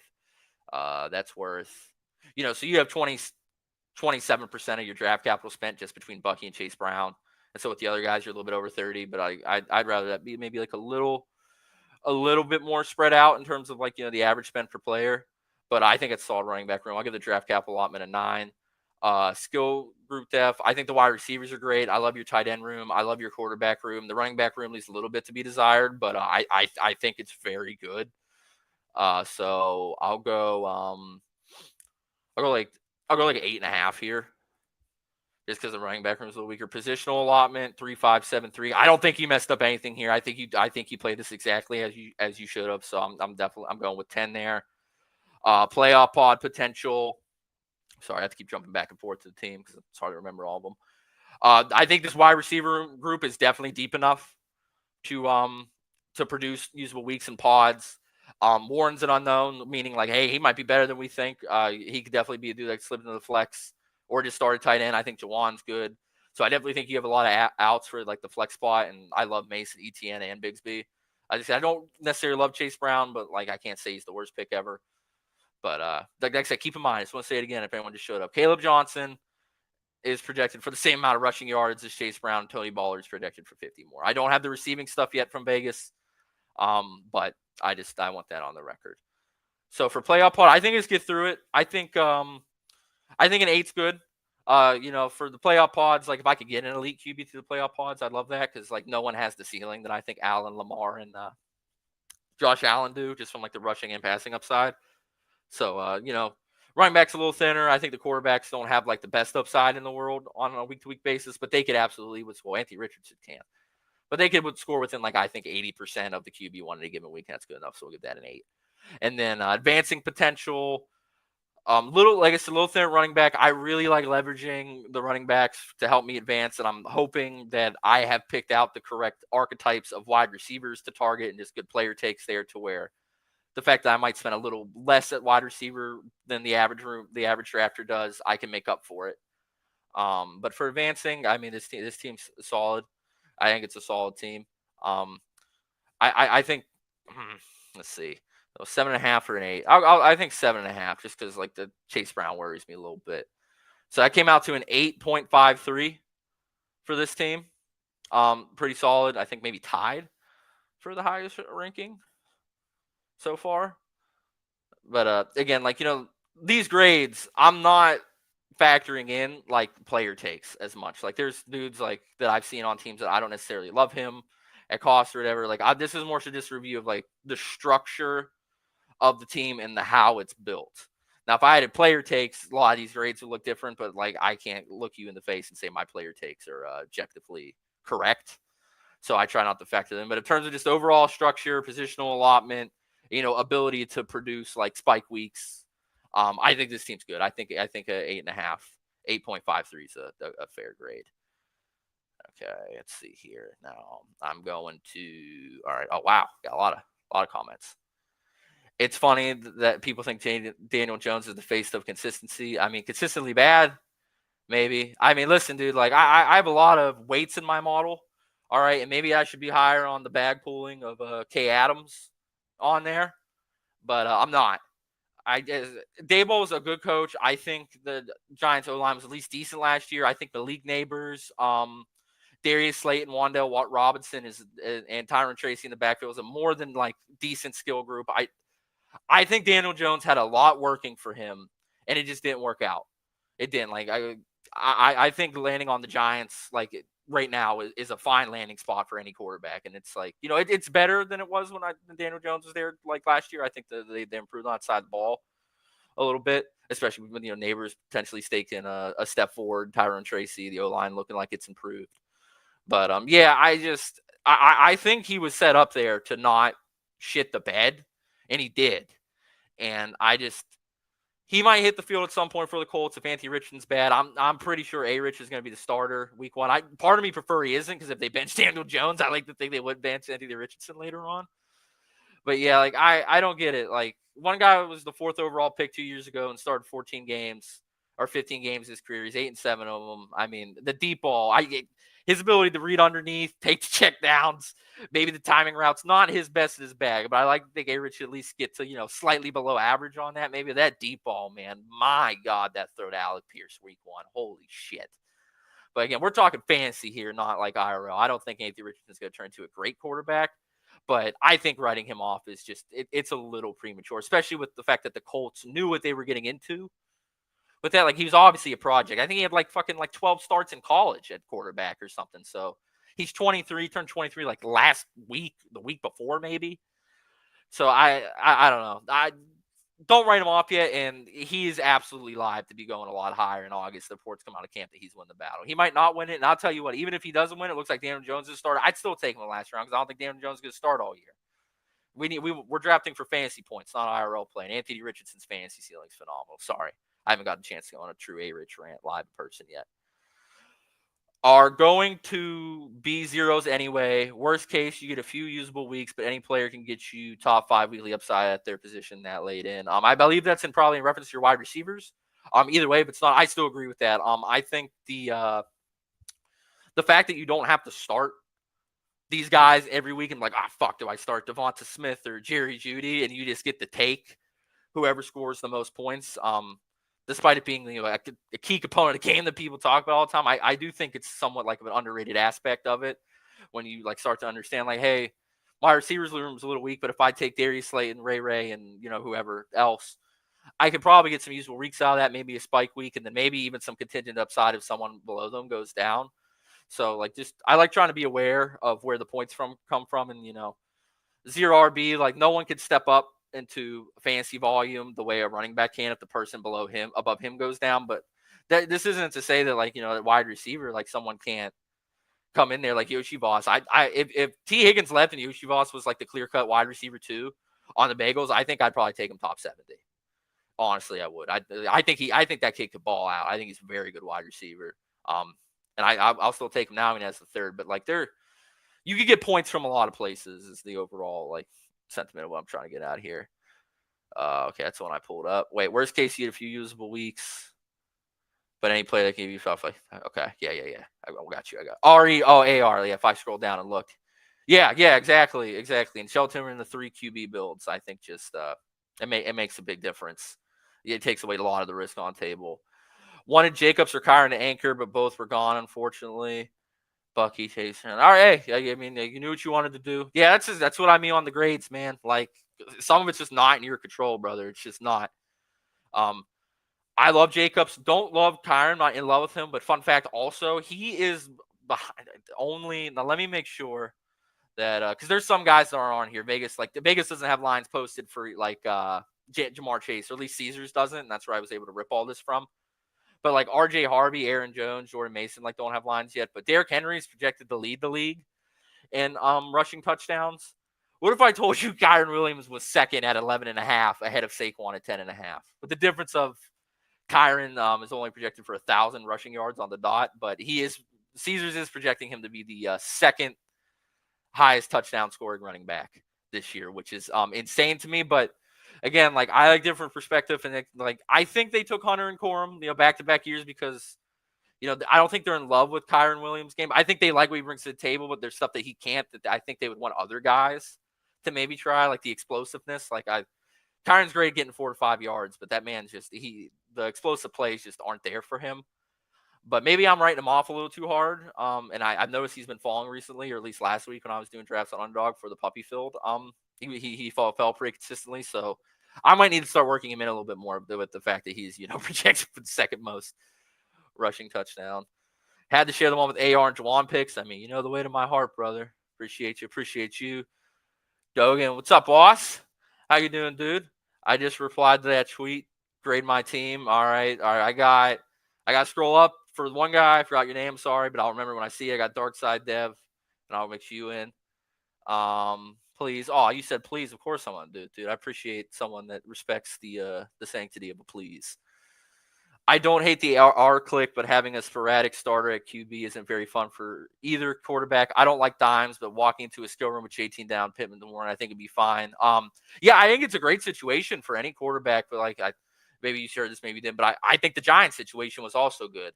I would take the Colts slightly over it, but like adding Neighbors, Neighbors is definitely the best skill group player on any of the Colts or the Giants. But I like I said, I think Daniel Jones had enough weapons to where like if he wasn't garbage, he could have succeeded with them.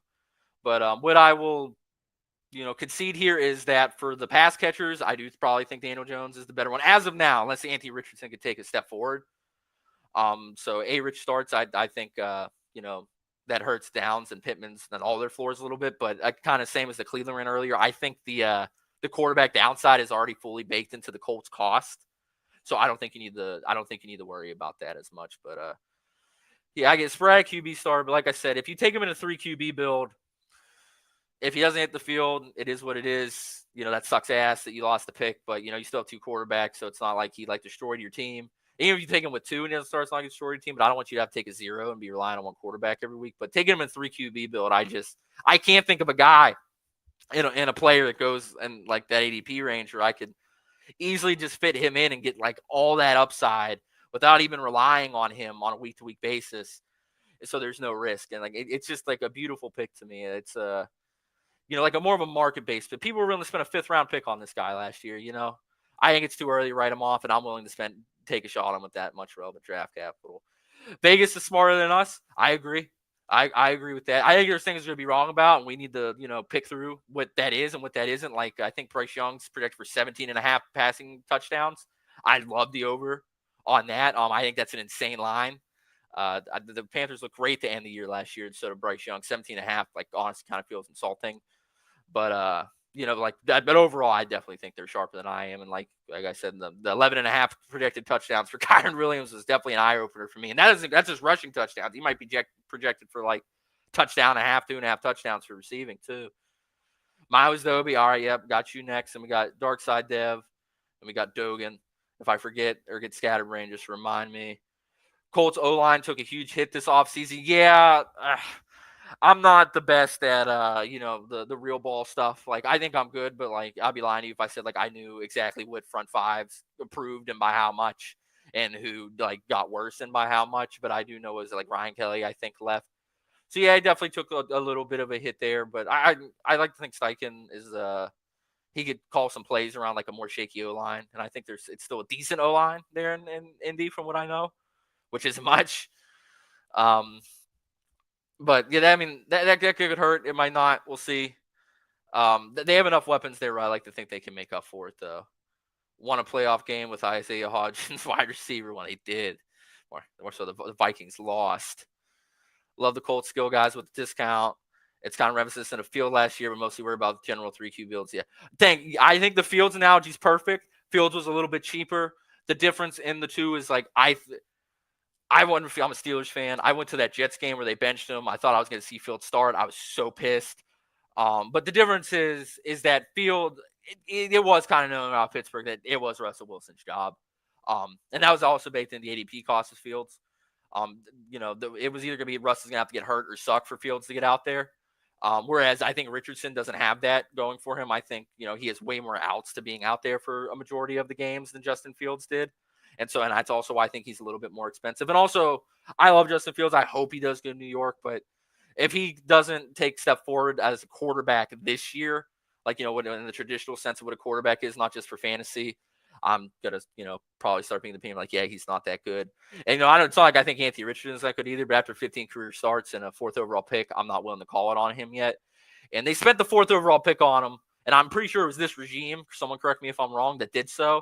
If Daniel Jones is the better quarterback, I think he'll be out there, but I think he'll be, week 1, I mean. But I think he'll be on a short lease, and I think the Colts are absolutely inclined to want the guy to be A-Rich. Like bias. The result you want isn't the one that might be the best, but I do think the Colts want it to be here. Okay, so let me double check here. I'm going Dabsker, Darkside Dev, and then Dogan. All right, bing bang. All right, so where are you at, Dag? I think he responded pretty recently. Oh, it's you, dude. Hey, man. All right, I thought it was you. I thought you were Dogan. I always know the Dolce thing. Yeah. Thanks for sticking me up for Pete and everything. Called said it's whack. I agree, bro. It was whack that they were yelling at me. I'm a nice guy. Don't fucking yell at me, dude. I'm just trying to be a nice dude. Say how I feel. People are calling me a dumb, stupid, poor, degenerate that should call the hotline. It's like, damn. Why? What are you mad at me for? All right, yeah, sure. Here you are. All right, boom. Let's get into this. Let's get into the team review. Have you guys liking this? A lot of viewers. I wonder if this early window's better or what. But like, we got 12 concurrent viewers right now. Shout out you guys for getting into this. I gotta do this. Okay, I would like this streaming thing to maybe work out. So if you could like for the algorithm, subscribe for the algorithm, and comment for the algorithm, I will be very grateful. And also, I'm a guy that returns favors. So, you do me a favor, you reach out to something to me later on and be like, hey, brother, I like, comment, and subscribe. I'm more than happy to help you out with something. I just want that to be clear. It's a two-way street. All right, I want to read more comments, but I want to get some more team reviews. I'm going to get to this one. All right, so Dab, okay, right? That is you, right? Yeah, correct? That's what you said your name was? Dabsker, thank you. Yeah, that is you. That is you, okay. All right, so we got Kyler Murray and Trevor Lawrence. This is in that sweet spot that I've been saying the whole stream, that 5 to 10% for me. If you take an elite quarterback, your draft capital spent is going to be a little higher than that, but not by much. I can live with it. But this is probably like 7%, 6% or so spent at quarterback. I like that. I think quarterbacks produce more spike weeks. There are more quarterbacks can produce spike weeks than given credit for. Just the difference is Allen, Lamar, and Daniels. On a week-to-week basis, just have a ceiling that the rest of these guys don't. You did do the double bye week. I don't know when you did this, so I got to peg you down for that. Bijan, Kamara, Jordan Mason, Daddle, Shipley, Dobbins. I love Bijan. If I knew I could get Chase at 2 or 3 more often, I would be honestly willing to reach Bijan at number 1. He's actually my number 1 overall ranked player. I love him this year. So Bijan at 3 is great. I've seen a couple people get him at 6. I'd kill for that. We got Kamara, Mason, Dowdle, Shipley, Dobbins. I talked about this earlier, but if I'm going like quasi or even just like literal hero running back, I do prefer it to be a first round RB because Bijan has a ceiling that I think no one really outside that first round has, except I guess Derrick Henry. But that's only on technicality and him and A-Chain maybe. But if you're going hero, it should be an early one. It's a little thin. I don't mind the hero approach. It is a little thin for my taste. I'm assuming this team's elite tight end based on the fact that Terry's I see Terry here as the first wide receiver. So we got Terry, Tet, Hunter, Pickens, Downs. I love me some Rashid Shaheed, Jack Beck. Wow, this was a while ago, wasn't it, dude? Because Hunter's at 63 here, so this must have been early on in the process. So you might have drafted this before the bye week, before you even knew the bye weeks, maybe. That'd be my guess. And you got McBride, Kincaid, Strange. Kind of the same thing as the quarterbacks for me if I go elite. If I'm taking Trey McBride, Brock Bowers, or George Kittle, I'm not taking 3 tight ends. The benefit, in my mind, of spending up real draft capital at quarterback and tight end is that not only that you get a high weekly ceiling there, but also that you have to spend less just general picks on it. So Lamar, I'm stopping at 2 quarterbacks. Trey McBride, I'm stopping at 2 tight ends. And that's not to say take a 3 with either of those guys can't work. But I think the optimal approach is if you spend that much capital at tight end or a quarterback, you only take 2 of them. And for the second one you spend a considerable amount less on draft capital. So, all right. So we got Kyler that. So we got the draft capital allotment. I would like a little bit more running back, but I can't hate on Kamara. I worry about him. He's getting up there in age. He's been playing football in the NFL since I was in high school, which scares me. But he, with Ingram and Peyton and New Orleans, he doesn't have as much wear on the tires as other running backs have been in the league as long as him. And I like Jordan Mason as that. I will say for the lack of running back capital here, I would like to see a stronger wide receiver room. Again, I'm trying to keep player ticks out of it. I don't love Hunter this year at 63 to 70. I don't honestly Wixon in at that rank. I honestly would, But like where he's going now, like that 30s, I just can't. But this is fine for him. But COV only matters so much. You gotta score fantasy points. So it's the wide receiver room just relative to how like not strong the running back room is. I wish that was a little stronger in the tight end, and I think that's like just a little too much at tight end. So I'd probably go like 7.5 on allotment here. Skill group strength. I would say tight end's probably your strongest room. Everything else just leaves a little bit to be desired for me, but it's not like totally off the beaten path. So for skill group strength, I'd probably give that like a 6.5. Positional allotment. So you went 2, 6, 7, 3 here. My biggest gripe is I would have just made Strange or Dalton Kincaid a wide receiver or a running back, but outside of that, I'm not beefing with anything. So I'll give that, but I'd say like an 8.5. The playoff pod potential, I think it's like slightly above average 7. Advancing potential, it's a little thin. I'd probably go like 6.5 here. So that's a 7.2. Again, 5 just means your team is technically viable. Nothing truly special about it, but nothing that's like, oh my God, what the hell are you doing? And then anything below starts reaching that like, what the hell are you doing territory, and anything above is like, hey, like you not only attack the correct way, in my opinion, but you also filled in the correct way as well. So I think our highest grade so far. Here, I'm gonna apply this and go look real quick, just because like I want to know. I want to, someone can get some juice for being the highest scoring guy. So let's go to my replies real quick. I just want to see. So Nick Jeffries, boom. Okay, we started here. So we got an 8.8. Okay, I think that 8.8 is the highest. And like I said, this was the first one that I knew that I was gonna love this team. And now if I did it on player takes alone, it'd be a little lower than this because I don't love Chase Brown here by any means, but I just think the way this was divvied up is great, and I think like this tight end room could make up for the lack of wide receiver there. I don't like that he took 3, but he got Ertz 30 picks after. But I want to say that this 8.8 is the highest. But like I said, if I did player takes, like if I put in like my opinion on players, I want to be a little lower. But as I've said, I'm not trying to keep this objective as possible. So Thickthing 8.47, Mike 8.53, and Adab 7.2. All right, so the 8.8, that's the highest. Let's see if anyone can beat an 8.8. All right, now it's on the dark side, and then Dogan. I'm gonna, you know the drill. Drink the water, hit the vape. Come check out chat.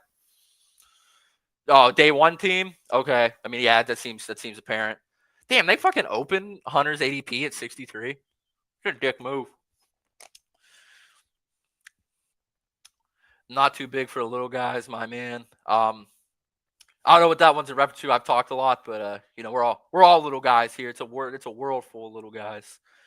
We a strong unit together. Definitely been interesting hearing your detailed breakdowns. Thank you for liking my my ramblings. If I could talk about this for 8 hours straight, I probably would. I have a really good time doing this.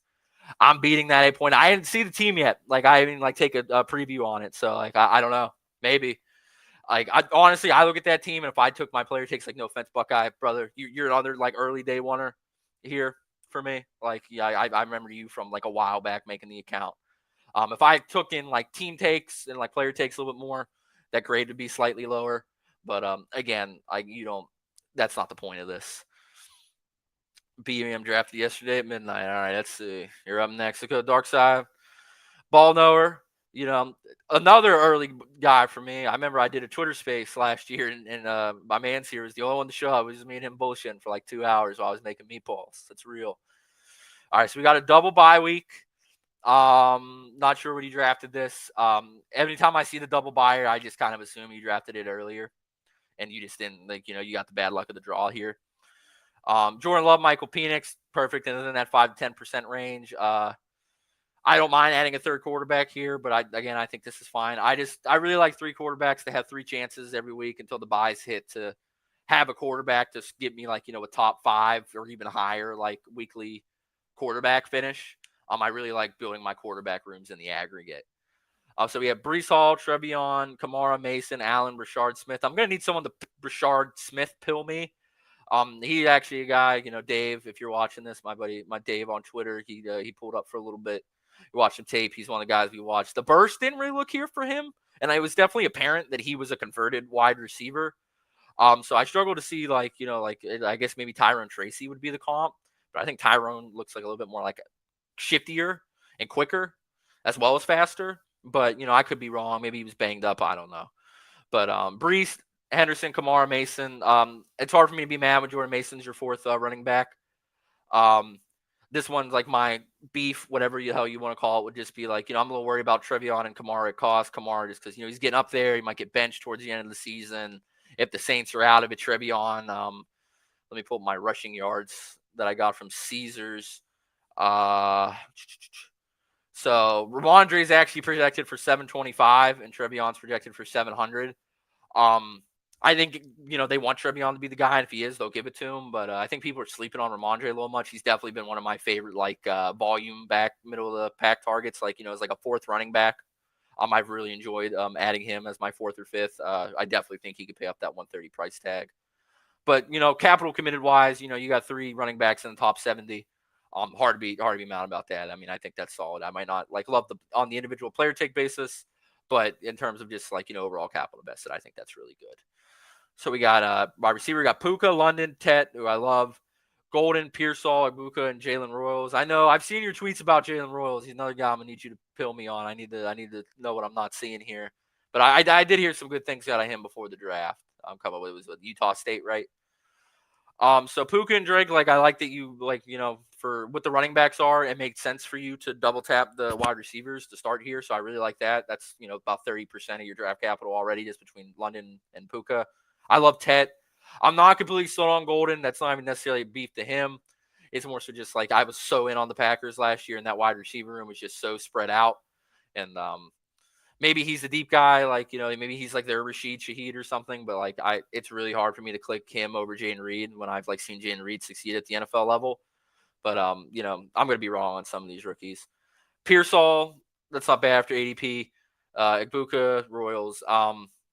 It's top heavier, but this does have the juice to get through, I think. And also, you with having 3 in the top 70, I think you have enough running back capital invested to, in theory, get some flex production out of them. And then we got Goddard, Mason Taylor, and Harold Fannin. My biggest beef is just make Harold Fannin Juwan Johnson. I think Njoku's really good at football. I see no reason why Fannin should take anything from him, as a contingency play, maybe. But at that point, I'm just taking Juwan there. Maybe you're some fan I'm not seeing, but I watched David Njoku play football enough where I know that guy can play, and I don't know how Harold's getting real volume with Njoku in the picture. All right, so let's go to the rating. Draft capital allotment. I think you did a great job here. I think you did a phenomenal job here. I give this I'm big on 3 running backs through 5. That doesn't mean it's right, but that's my favorite build. But I also don't know if I give that a 10 necessarily, but I'll give this a 9. I don't know what a perfect 10 looks like. Bear with me. But close enough. Skill group strength. Tight ends leave a little bit to be desired, as well as I love both of these quarterbacks, but I'd probably prefer to have 3 here. I really like the running back room. I prefer probably maybe one more early guy, maybe this 8, maybe Golden. I would have made Caleb Johnson if he fell, Swift, Pacheco or something, but that's fine. Wide receivers a little top heavy, but this definitely has enough juice to get through the pods. I would probably go on this. I'd say tight ends we can only 2. I'd probably go 7 positional allotment. I don't think you really mess up anything there. I'll go 9 just because I think it should have been a 3 quarterback build, but not a big deal that it wasn't. Playoff pod potential. I definitely think this has the ceiling for at least going into week 1. This team definitely has the ceiling to get through with 2 of your first picks being wide receivers, and these running backs get there, and you got some 0 RB guys. Tight end's a little thin, and so is quarterback, but not on the outside. Quarterback's a little worrisome to me, but I think it's good. I'll probably stick with the 7 on this. And then advancing potential. I would say this is probably about at middle of the pack for me in terms of just the advance. I definitely think you have enough running back capital and just getting good picks in general to get out of here. I just don't look at this and think oh yeah, this is definitely the second strongest team in this pod or first even. I would say it's probably closer to like 5-ish, maybe. I could be wrong. So for the advancing, I'd probably go 6. It comes out to 7.6. This is the one that does it. Not the one to break the record. I'm sorry. Don't hate me. No, don't call me a not ball knower. I feel so bad for Morton that he got the lowest grade so far today. Poor guy. It's back-to-back days.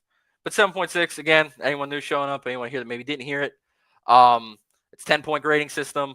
1 or 0 is like, what the hell are you doing? It's basically they're going to throw that draft out. That's like you taking Blake Corum in the first round. 10 is like you getting every guy and building it well, like a whole round after ADP. 5 is the average. 5 just means your team's viable. I don't think there's anything special about it, but I don't think there's anything like truly inherently wrong with it. And so like a 5 is just like, that's based on like all of your team should at least be a 5.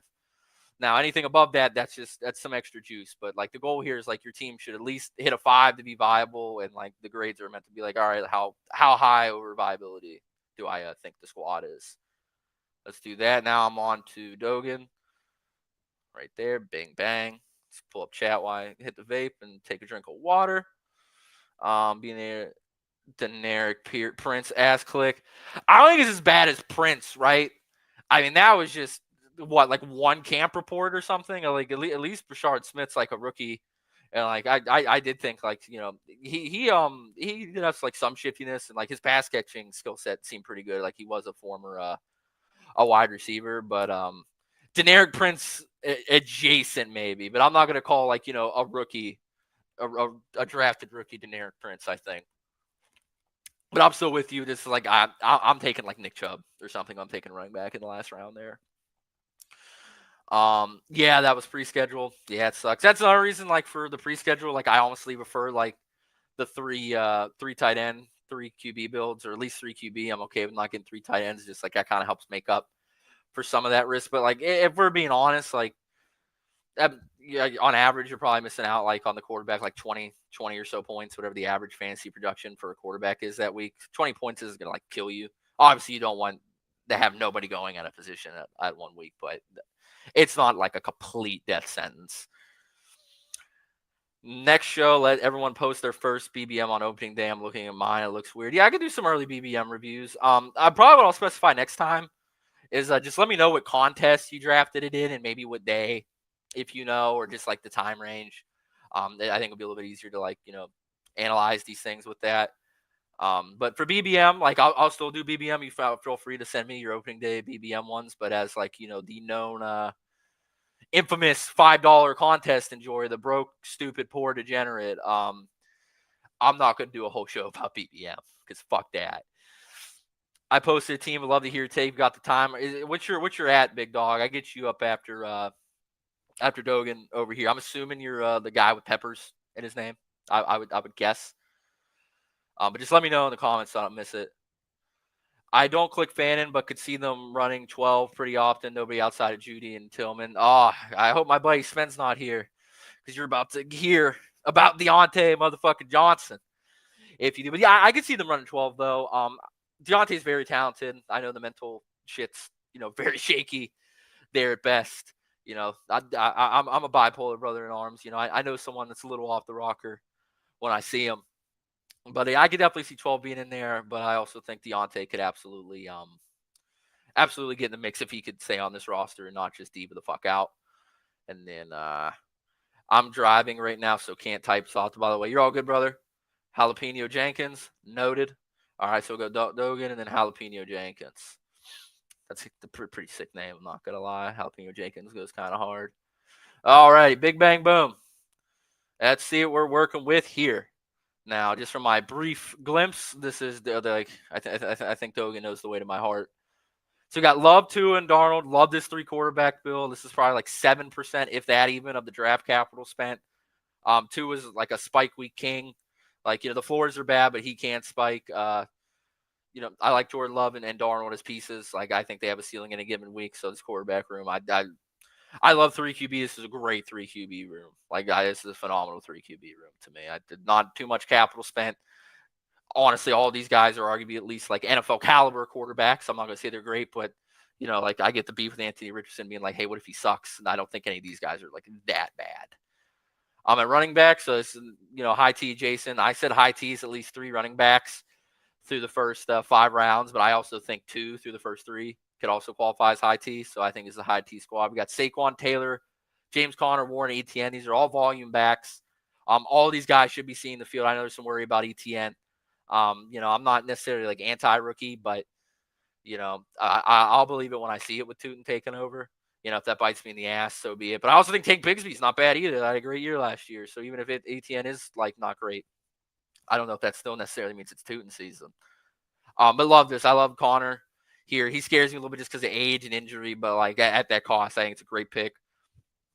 I'm a little lower on Taylor than others, but not to the point that I'm like I am on Amari and Hampton or something. So like I would still take Taylor 21 and Saquon at 4. So I think it's a phenomenal running back room. And the fact you didn't go elite tight end, like, yeah, I'm very familiar with this type of looking wide receiver room where, like, around like early round 3 guys, my first shot, and then getting JMO as the 2 for some upside. We got Marvin Harrison, Jameson Williams, Jalen Waddle, Jaden Reed, Emeka Egbuka, DeAndre Hopkins, and Dontavian Wicks. What I will get here is I love this build. It might be the 8.8. We'll see. I just would have rather like taken someone with I know that's gonna have like a little bit more volume, like Josh Downs or Michael Pittman there, and then maybe instead of like Travis Etienne, I go like Rashid Shaheed or Bateman, just to have like some because like DeAndre Hopkins could be a walking zero. He might not be. I'm worried our boys washed. I love where he's watching. Wicks, like I know we like him, but they just fucking took 2 wide receivers. I don't really know what's like, and I'll still mix Wicks in. But I don't know what is still there to tell us that Dontavian Wicks is going to touch that field. Honestly, I hope they trade him. I like the Steelers to trade for him. We need some help. I would happily take a shot on him. But yeah, that's probably like my bigger beef here is I wouldn't have punted as heavily. Like, because, like, you got Marv. Like, Marv, Jameson, Jalen Wall isn't the strongest, like, 3 wide receiver start. I love Jaden Reed, but, like, Egbuka, like, who knows, rookie, high pick, crowded room. So I probably would have took like Downs or Pittman there, swapped out ETN for like Josh Downs or something, or ETN for Rashid Shaheed, sorry, and then Wicks I probably would have went like like Darius Slayton, even Yoshi Boss, Amari, Deontay, Alan Lazard, Ray McLeod, Calvin Austin. Just guys that I know, or at least I think I know they're going to be on the field. But like I get you're going for some upside here, so like I can't hate on it. And we got Dalton Kincaid, Hunter Henry, Elijah Arroyo. Great team, love this team. My only qualm is just like I wish we didn't chase the upside. I think on these last wide receiver picks, I think we should have like chased maybe a little bit more floor. And with floor does come some upside, but solid overall. And this team could have 3 running backs, definitely starting on on a week to week basis. It's definitely within the range of outcomes. So now I can look at this wide receiver and be like, well, he might only need 3 of them. All right, sorry, I was long winded. All right, so draft capital allotment, little lower at if I'm saying it, it's a lot, but maybe just slightly lower at wide receiver. And I do these builds all the time. Let me make that be clear. I've just found that I respect my wide receiver rooms more when I'm getting like a first or an earlier second round wide receiver as my first wide receiver compared to like late-ish second to early third like Mar. But like I have a ton of builds like this. Let me make that clear. But I think it's still solid. I don't really see any gross overpays on here. I don't love DeAndre. But outside of that, I mean, I think you divvied this up very well. I honestly, I'll go like 9.5 on this. Skill group strength. I just see like this is where like you might not get to beat the 8.8 because like I worry like I really wish like these last 3 dudes were volume hogs. And the tight end room isn't phenomenal either, but like you knew what you were doing here. You knew this was a punt to tight end team. Could have been Juwan Johnson. I liked a little bit more. It's neither here nor there. So for skill group strength, I love the running backs. I love the quarterbacks. I'm okay with the wide receivers, and I'm slightly lower on tight ends. So I think like a 7.5. Honestly, 8 there. I think an 8. 8's good. Positional allotment. What is this? The 3-5-7-3. I'm probably gonna go 9 just because I think ETN or Warren could have been a wide receiver, And then I would have turned one of them into like one of the later round dart throws, like Jalen Wright, Devin Neal, Keandre, Nick Chubb. Like, you don't even need to list you off a bunch of late round running backs. But I think 4 volume backs here was enough, and I rather would have had another wide receiver and just made the 5th running back, like, you know, a 0 RB target type of guy, like I said. So, I'll go like 8.5 there. Playoff pod potential. I mean, the running backs definitely that. The quarterbacks are there for you. I do worry about the wide receiver ceilings on a week-to-week basis, but there are a ton of great spike week guys in here with Jayden Reed, JMO. I think Jalen Waddle can be, as long as 2 is out there. I think Marv could take a step forward. So I think his team has potential, and it also can only have to start 3 wide receivers every week. So I'm really big on that. I'll go like 8.5 on playoff pod. In advance, if you don't get injured, I think this team's getting through. It's just going to be hard to beat your Barkley, Taylor, Connor running back points that you're going to add on there, as well as you getting to build this wide quarterback room, the aggregate. Now, if your spike weeks don't work out where they all just happen to spike the same week and shit the bed the same week, that'll suck ass. But I mean, that's not very likely. So like I'm very confident this team's ability to advance. I would say it's probably a top 3 team at least in the lobby. It's just good luck catching your running back points. So for that one, for Ansing Petrol, I'd also probably go 8.5. All right, let's see. Out of curiosity, if I make it a 9, do you beat? If I made it a 9, you tie. You tie with the 1. Let me go back and look. Let me see. Yeah, if I don't call this a 9, like my only beef is just these last 3 wide receivers. I wish they were more volume heavy, but you know, I could be wrong. Like at least on Buka, Hopkins and Wick scares me. The Buka one, that might just be like, you know, some biases that I have that maybe I shouldn't. But yeah, no, I gotta keep it. I gotta keep it the 8.5. I worry, especially if something happens to like one of your actual wide receivers. Like I'm scared for your ability to produce points there. But I love this fucking team. This team's awesome. So you finished with a 8.69.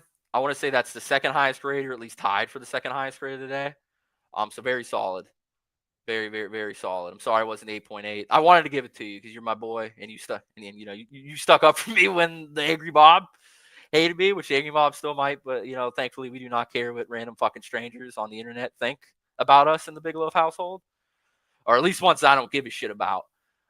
You know, if Milton was calling me a piece of shit, I might cry. But you know, I don't really care if you know, some randos I don't know or some guys with some follower accounts are saying something about me like, who the fuck are you? I don't know you, and I don't care to.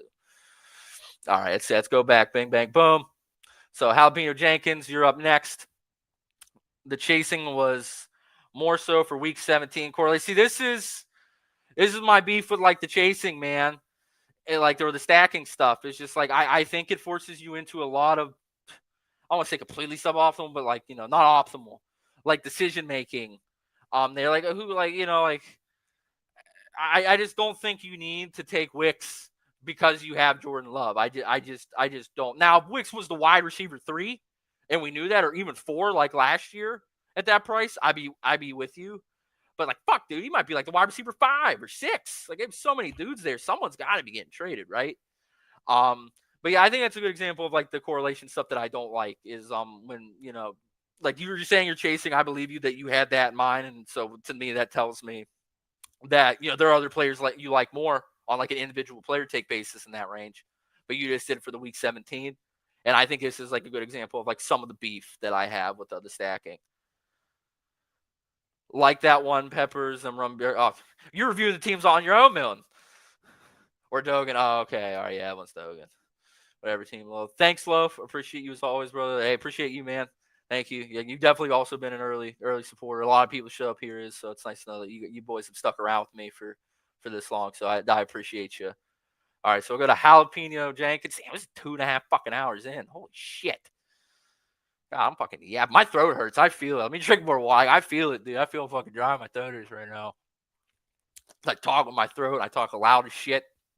Painful. All right, Jalapeno Peppers. All right, Jenkins. Boom. Bing, bang, boom. Here, I'll follow you. I'll follow you back. Haven't done that yet. I should probably do that with everybody. I think I follow most everybody that I've reviewed so far, but I want to at least do that. All right.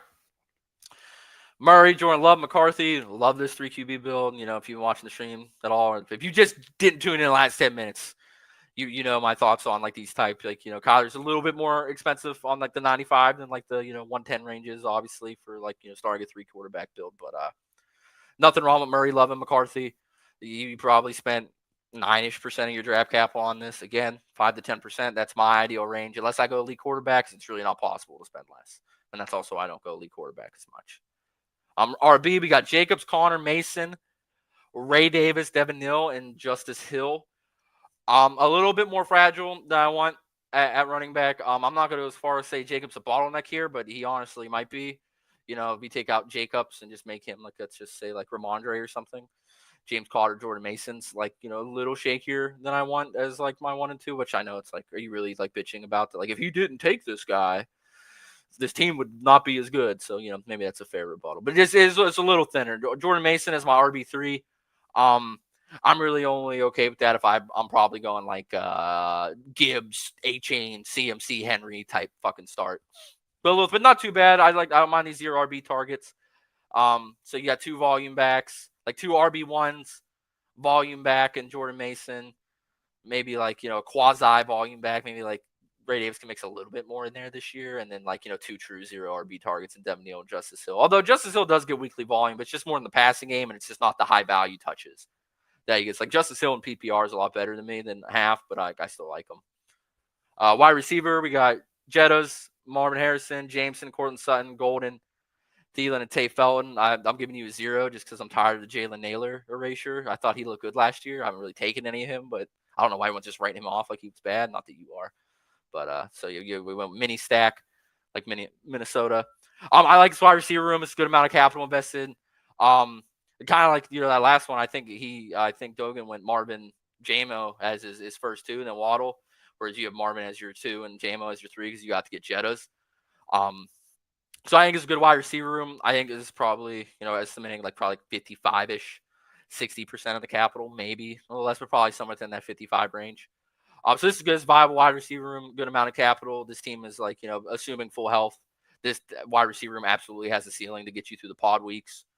And then Tucker Kraft and Juwan John, man, that's probably my most owned tight end room that I have is Tucker Kraft and Juwan Johnson. Also, I'm not looking at the screen. I'm like on my Twitter, so I can't see you guys right now. But Tucker Kraft got he left practice like 2 days ago. I haven't seen any updates since. I didn't look in the last 24 hours, maybe in 36. But if anyone knows what's going on there, if you could let me know. If not, I'll find out after the show.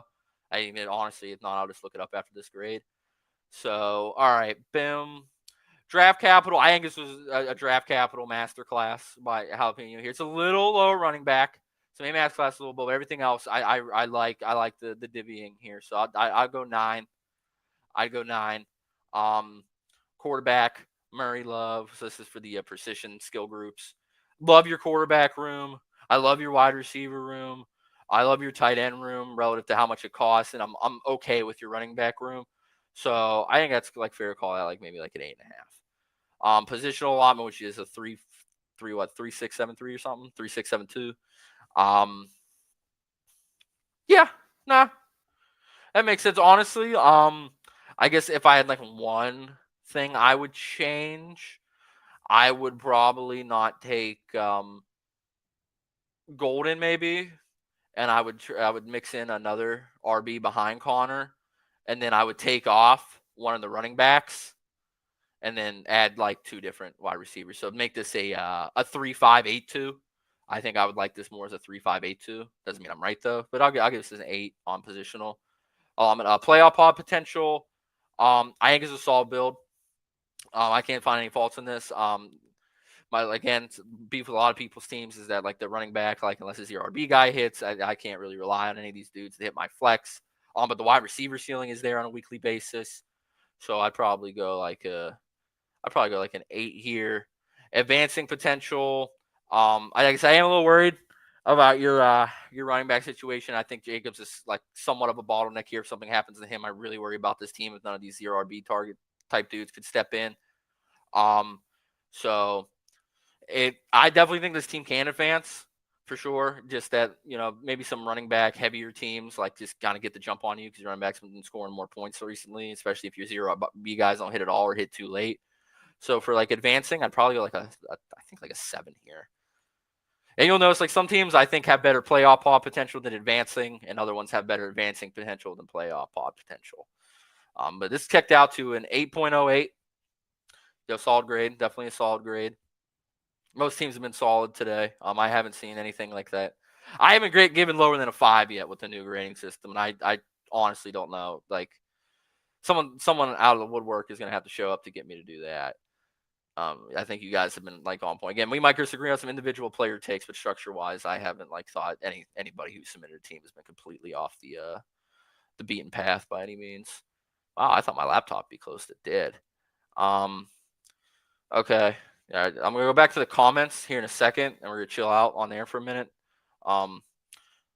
Let's see what. Damn, a lot of fucking teams. All right, so we got Morton's done, got Dogan done, Darkside done, Mikesky done, Thena done, Saul done, Nico done. Jim never gave me one. Spenny, I gotta mix you in. J-Lup, he sent 2. Jordan, oh fuck, dude, we have so many. Fuck. Someone told me to do the DK team. So I'll do that one next. I'm not as confident in my grade here because, like I said earlier, I'm more of a half PPR guy than the full PPR, so it's harder for me to like truly feel confident in what I'm doing here. But I'll still grade it. But I'm gonna take a breather, read the comments for a second, ramble before we get back into the team grades. I'll be on here for I don't know, maybe till a laptop dies. I don't know. I really don't have much to do today, and I don't have any $5 teams I could draft myself. So let's see. I'm checking my phone. Lady, let me know Starbucks had horchata. If any of your ladies like horchata, bring them there. All right, let's see. Nathan. Oh, God, my throat. I don't know. Wicks feels pretty safe as wide receiver 4 still. Reading the slot, Golden, Dubes outside. Savion feels like more of like a Project Gadget guy. Yeah, I mean, that's fair. My point is more so I guess he's the wide receiver 4. And then behind Jacobs, Tucker Kraft in terms of like, overall offensive pecking order. So he's basically like the 6th offensive weapon, depending on where we're ranking Jordan Love.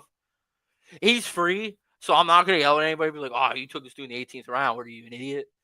But I just do think like as of now where ADP is, I think there's a lot more like higher floor and even like same or higher upside guys going in like that Wicks area to where like I'd probably just rather keep hammering them for now. And who knows, maybe Wicks gets some steam later down the line. But if nothing really changes here, if he stays on that team, I don't really know how much higher he's going to go. Whereas, like, I think Amari could go up higher. I think Slayton could go up higher, those type of guys. So I just think you could add some Wicks more so down the line when the other targets that late start getting a little bit more expensive. But, I mean, I think Wicks is talented. I like him. I like him as a player. It's just hard for me to, like, take him over, like, Amari Cooper, Slayton, who else? Ray, Calvin, the guys I've been around off the whole stream. Was chasing team correlation. Yeah, I know, bro. That's how it'd be. I get it and I know at the same time. I don't want to sit here and say like, hey, you're an idiot. And you shouldn't be doing that. Whew, man. Getting stuffy over here, boys. 2.5 hours of damn mask. But I just think there's a lot of instances where chasing it could really hurt like your team's potential. And I think like if you try to correlate and stack and you just kind of let it come naturally, you'll build a nice portfolio of stacks along the way to where I don't think you need to force it. I'm gonna mute my mic so I could like hawk Tua right now. You know what I mean?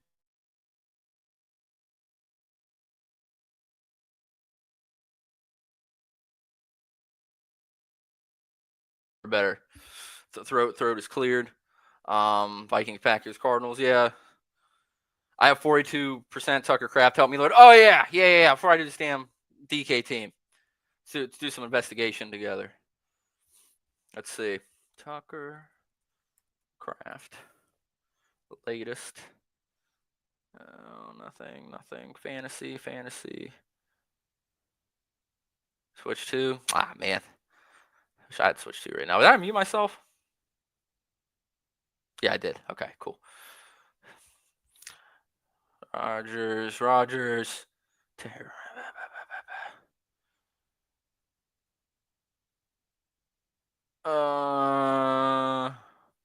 God damn, this Tucker Craft account is taking up all the space. Let's see if anything comes up for injury. June 3rd. Yeah, this is what I'm talking about. All right. Look, there's any update from that. Yeah, any update. I feel like something wrong. Maybe would have heard at this point. That also could be the wrong read. The trainer was taping his stick to his leg. It's awesome. Okay, I'm not worried. I'm not worried. Then I'm not worried. I'm not worried at that. Like, I'll keep taking him until I find a need to be. That dude could play. I'd argue he's their best pass catcher. I think that dude's phenomenal after the catch. Agreed. I have no desire to be super overrun on Wicks, but the spike week potential is there. Yeah, again, like I have some Wicks.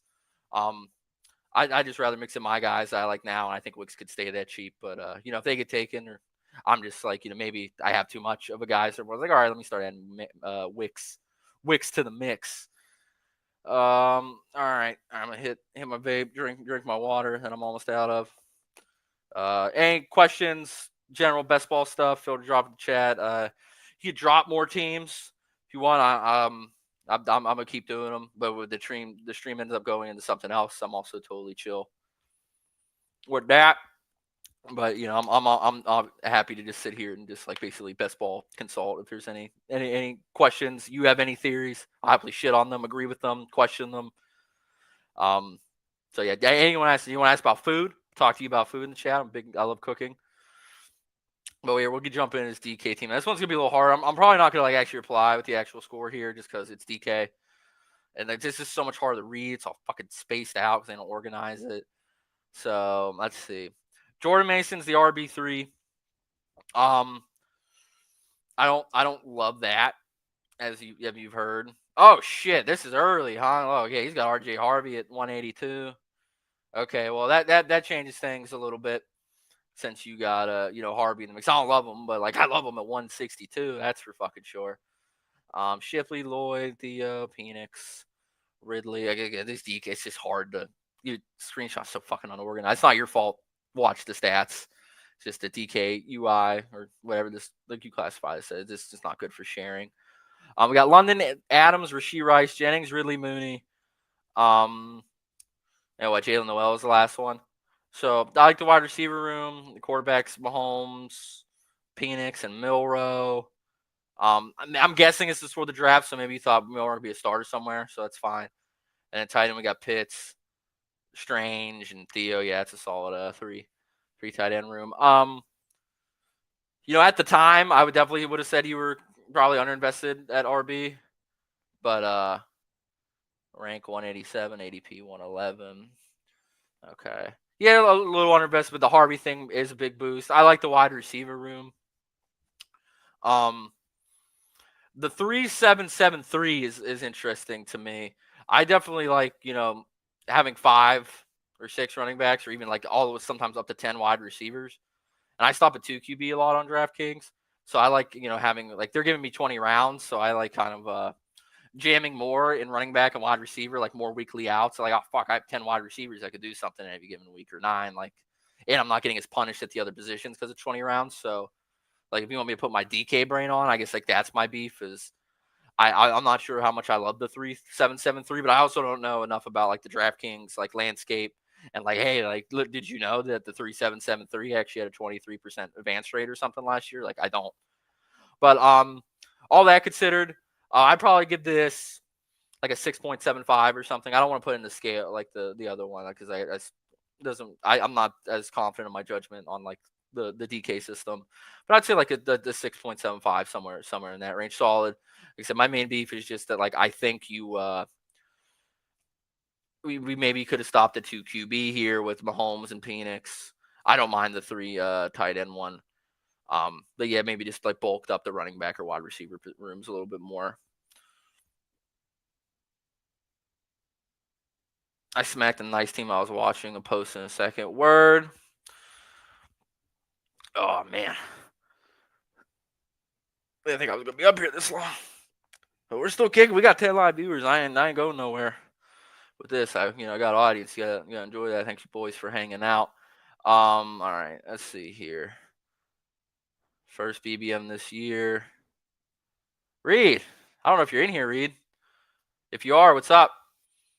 Another day oneer here from Reed. All right, I'm gonna start flying. I'm gonna go a little quicker on these. Damn, Mahomes at 103 is nice. That's really nice. I like this great 2 QB build with Patrick Mahomes and Jordan Love. No issues there. Would call this a hero running back team with Gibbs, Pollard being the first two, then followed by Javonte Williams, Ramondre, and Ray Davis. Love Ramondre, so I honestly do think you probably have 4 volume backs here, depending on if Javonte has that job come week 1. I prefer a little bit more capital. Maybe just like a slightly let's go to your wide receiver. Like I think you could have made Khalil Shakir a running back or even Hollywood a running back as well, with you going AJ, JSN, Tet, Cortland, Debo. So what, like 5 of your first 7 picks or so were wide receivers. So I think we could afford to throw another running back. But I don't hate it, but I'm just not a big hero RB build guy. AJ Brown, JSN, Tet, Sutton, Debo, Shakir, Hollywood, Savion Williams. This team's definitely has enough juice to weekly ceiling, get through a playoff pod, in my opinion. Freiermuth, Schultz, and Musgrave. The Musgrave one is interests me. I see you got the Milwaukee picture, so I assume you're a Packers fan. Maybe you know something that I don't, but Tucker Kraft is a dog. I struggle to see the Luke Musgrave's upside unless he's contingency based, where Kraft has to go down. But wide receiver, tight end room's a little thin, even for my taste, the 170 range. And say it like I've said the whole time, if you had Jawan Johnson to this, I'd like it a lot more. So that's just to go boom right into the grades. I'll start chopping through these a little quicker. But if there's a team that I find something intriguing to talk about, to spend more time on, I'll happily deeper dive it. So wide receiver, Capitals, it's fine. Running back's a little light. Wide receiver's good. Tight end's a little light. I'll give you an 8 on the draft capital. I don't think anything's out of pocket. Skill group strength. I'll be honest, none of these rooms feel weak, but none of them feel like stone to the tits. Someone's car alarm's going off, so I better shut this shit off. So I'll go 6.5 on the skill group strength. Positional allotment, which you do 2, 5, 8, 3. I'd probably still go 7.5. I think 7.5 here. I probably would have made Shakir a running back, and I might have made a Hollywood, a tight end or something, and then I just would have filled in with some later spike week upside guys, because you have a nice core 5 already in AJ Brown, Jason, Ted, Sutton, Debo. That's an amazing core 5. I didn't think we needed more capital thrown in with those 5, at least this early. So yeah, I'll go 7.5. Yeah, I'm okay with that. Is what I said. Let me see it again. I don't even remember. 7. Playoff pod potential. The wide receivers definitely have the juice. I do worry about the quarterback outs, somewhat, a little bit. And the tight ends are weak, so that's my worry here. Is these zero RB guys don't hit this. It's hard for me to envision this team being that much stronger than one that also advanced. So for that one, I'm probably going. I think I would just probably call this one average, to be honest. Slightly above 5.5. Advancing potential. A little thin at the RB. I'm just kind of struggling to see where we're going to get your leverage on the field here from just a construction standpoint. It seems like this team is I guess the wide receivers, you're going to need to nail down these wide receivers. They're all going to have to be good picks. These first 5 with AJ, JSN, Ted, Sutton, Debo. I'd probably also give this a 5.5. Yeah. All right, so that's a 6.5. Read if you're here. 6.5. I'm going to respond to that with your old chart. That is purely subjective. Boom. So what time is it? Damn, it's 11:43. Holy shit. All right, Pepper's got another one. Let's see. That's a Reed Morton's thing. Finally got to listen. Sorry, bro. Daytime start is hard for another week. Honestly, we have a different draft philosophy. Last year was an outlier since BBM became mega and running back chaos position. I lean more towards a 0 to hero running back. 75 to 80% of my drafts will probably be like that. I'll keep posting to hear your thoughts, man. The best ball bros love hearing about their team, lol. So all right, I think that's a good comment to like. I want to talk about that for a second. A brother could only do so many teams in a row before his brain starts going a little haywire. Um, but I'll still do that other one, Peppers, and I need to get to spend. I'll see if I finish the whole thing. So while I agree that like last year was like somewhat of an outlier year for the running backs, I mean they were just like crushing left and right. Saquon, Derrick Henry, like Chuba late. Josh Jacobs was a great pick. Jahmyr Gibbs was a great pick. Um, list goes on. There's just point being there's a lot of good RBs, and I don't think like they are more expensive now relative to last year, but I do not think the market has correctly adjusted to the value of RBs yet. And also the other thing with hero RB and zero RB is, or more so zero, but I guess both, is it's a better strategy when the running backs are overpriced. Like this used to work better in my opinion because like, Reggie Bush on the Lions would go in like the 4th round and then you could get like DeAndre Hopkins in the 3rd. So I think like the zero RB thing, worked better when running backs went higher. I think it's just more viable. Like the more expensive, worse running backs are, it makes more sense to take wide receivers instead. Whereas now, like I have to take wide receivers over running backs that I like more all the time just because I need wide receiver help. And two, like I've talked about this before on like the Substack, Twitter, probably on the last stream. Rushing numbers are just up and passing numbers are down. It's just a fact that there's no ifs, ands, or buts about that. Running plays have made up more of a percent of the total play calls going on like the last 4 years as a percent, keep increasing. Passing yards, I think, is down 3 out of the last 4 years. This is the lowest. Last year was the lowest passing yards a game in the last 11 seasons. So like for all that, I just think the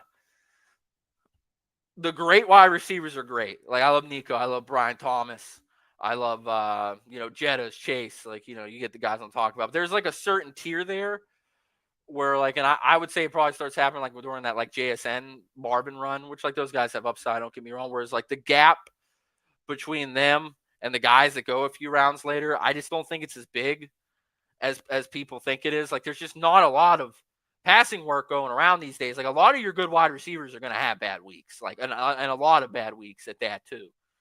Whereas the RBs, like I think their floor is a lot more like locked and loaded. And I not only on like the floor thing with the wide receivers it being lower, but I also just think certain guys like they might do it less, but they have ceilings late. Like Rashid Shaheed could have like two to four like top like 12 wide receiver 1 weeks this year. It's absolutely within the range. It also might not be, but I think people are too obsessed with the floor when it comes to the wide receiver rooms. Whereas like what I'm trying to do is like I accept that really outside of like, the elite guys, that the weekly floor is lower than I want it to be. And I try to play into that by taking like, like the higher ceiling like plays later that might have a lower floor, but I think a lot of guys do anyway. Like Rashid Shaheed is a good example. I think Jordan Addison falls into that bucket. I think Jerry Jeudy falls into that bucket. A lot of that Rick Godwin. Who else is in that range? Even like Pittman and Downs, man, to be honest with you. But like, so like, again, I say this every time I shit on zero running back. It's like, I get the viability of it. No position can step up like a running back can into meaningful volume. But at the end of the day, like I think zero running back somewhat relies on a bullish running back market that overprices RBs. That way you get value at these wide receivers. Whereas now it doesn't feel that way. I mean, shit, dude, we got James Cook going after. He goes after like Travis Hunter, the wide receiver too on the Jags again. Like that might be a bad example. He's a rookie and we don't know what he could do. But like, why should Chuba Hubbard go after Jalen Waddle? Why? I don't think there's an explanation for it. I truly don't. I know some of it's that you have to start more wide receivers a week and you need more wide receivers so they get bumped up a little bit because of that, which I agree on. But again, like my biggest thing is this: I think zero RB works better in a running back bullish environment, and it's just not that right now. And so, like, I'm trying to think of what a good example would be. maybe just like when you're going to like McDonald's and you get like the value menu to save money, but then like why are you getting like the double cheeseburger when the quarter pounder is also on the value menu in the same price? Maybe that's like an understandable analogy for it. Um, and like the other big one for me, like so those two things I mentioned in my last one, I talked about this a little bit yesterday too, but not everyone can tune in at all times. Is that like on the zero RB builds, like true, maybe Hero could work out, but I even put this in that bucket. What the fuck was that? My door shut? I didn't like that. Fucked up my train of thought. Oh, that running backs, they just have higher floors every week, and I think last year, the running backs were a little bit more spaced out. Like maybe I was blind to it, but I think they were like a little further away from each other, and I think teams were spacing them out too. So like there wasn't like as many like high T people in the lobby, running back heavy drafters. At least that's what I remember. I don't have the data back that up, but I feel like I remember that. But even if not, Zero RB got crushed last year, so this point still stands. With that point being, I think that Zero RB is a viable strategy, especially if you get hit on those targets and hit on them early, so they can help you advance. But the issue is for me right now is that if you're waiting till like Tony Pollard or something, who I like by the way, to be your first running back, and you got like some guys like me in the room who are more running back heavy, I think we're a lot more likely to advance than you are. Now that doesn't mean we're going to win in the playoff pods. It's a whole different thing. I just been getting out of there and getting to go to the playoff pods. I think the running back heavier teams are going to be harder to catch point wise than people think, as long as there's not a mass like influx of injuries at the position this year. And I worry about the zero RBs like build as a structure to be able to beat the higher T teams just to get to the pods. Now, if they get to the pods, I love them there, but I think getting them there is going to be a big challenge, and a bigger one than like that I think people like believe. Bearing like again, like if a bunch of running backs go down early, you know, shit happens, and like I'm wrong right now, but like assuming an average level of injuries and an average level of running back health, I really worry about the lower draft capital invested RB team's ability to come out of pods this year. Because I think the market, like a lot of people think running backs are priced up, and they are relative to last year, but there's still way too many like cheap ones on the board. Way too many. And I cannot justify not taking advantage of that just because of like, well, like I can't get this quality wide receiver later, but maybe the zero RB guy will work. So this is, for all intents and purposes, a high T robust running back like type of vibe for me on these streams. So like if you don't like that, you don't. But I'm always open to zero RB stuff. But I think I get the upside for the most part, and I understand what the thought processes are. But I just worry about them this year. There you go, Morton. Sorry, man. We just can't get on the same page on anything, can we, brother?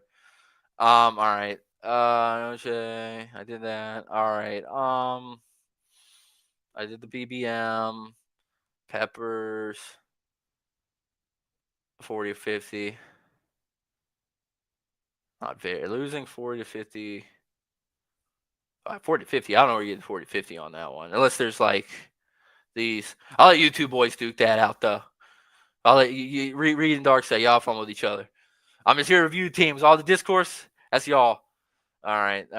We'll do the Peppers one, and I'm gonna go to Spen, and I might chill it out after that. I don't know. We'll see. Let's see if I get a second win or something. I can't believe I've been doing this for 3 hours. I can't believe a lot of you guys have been watching this shit for 3 hours. I appreciate it though. Someone's sucking up to me with their Anthony Richardson team. I'm joking.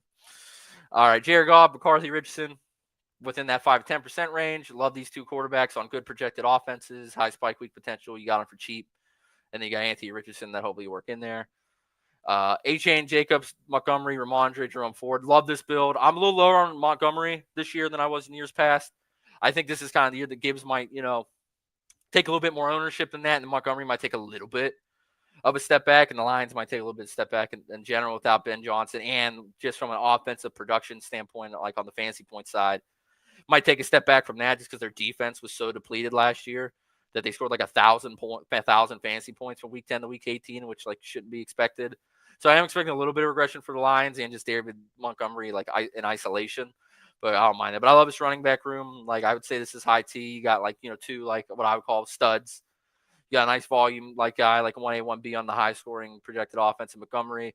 Got Ramondre, who's projected for 725 rushing yards this year. And, I like Jerome Ford as a late round dart throw. So I like that running back room a lot. Wide receiver, we got Jettos, JMO, Metcalf, Adunze, Pittman, Higgins, Pierce. I like this. I like this wide receiver room a lot. What is this? We stopped at 7. Okay. And then likely Otten and Jatavian Sanders. You know what I'm going to say? Like this a lot more to Juwan Johnson. But I really like this team. I'm a really big fan of this team. I would prefer just, like I said, like just not Demont, but that's just, again, individual player take based. So I don't, bother as much. Structure wise, I think this thing's beautiful. I would have argued that maybe we could have added an extra wide receiver in favor of a tight end, or even Jerome Ford potentially, since all these guys have different bye weeks. I do think it was viable to stop at 4 here. But I'm split hairs at that point. But a great build. Really like this team. So let me pull my thing up. Draft capital allotment, I can get a great job. Give that a 9. Skill group strength, and I got to look at it again. Running back's great. Quarterback's great. Wide receivers, I think above average. Tight ends are what's below. I love Isaiah Likely. He might be my favorite football player, but for fantasy purposes, a little bit so. But if I had to pick the position to be the worst at, I'm happy for it to be tight end. So I would say good quarterback room, good running back room, good wide receiver room, tight end. So I think that's where you have like an 8.5 there. Positional allotment 3, 5, 7, 3. I'm gonna go 7. I'm gonna go 8. I just think that we could have maybe added another tight end, or not got rid of one of these tight ends, or even Jerome Ford and made that a wide receiver. I think that extra out there would have been nice for you, but I can't fault you for approaching it the way you did. Playoff pod potential.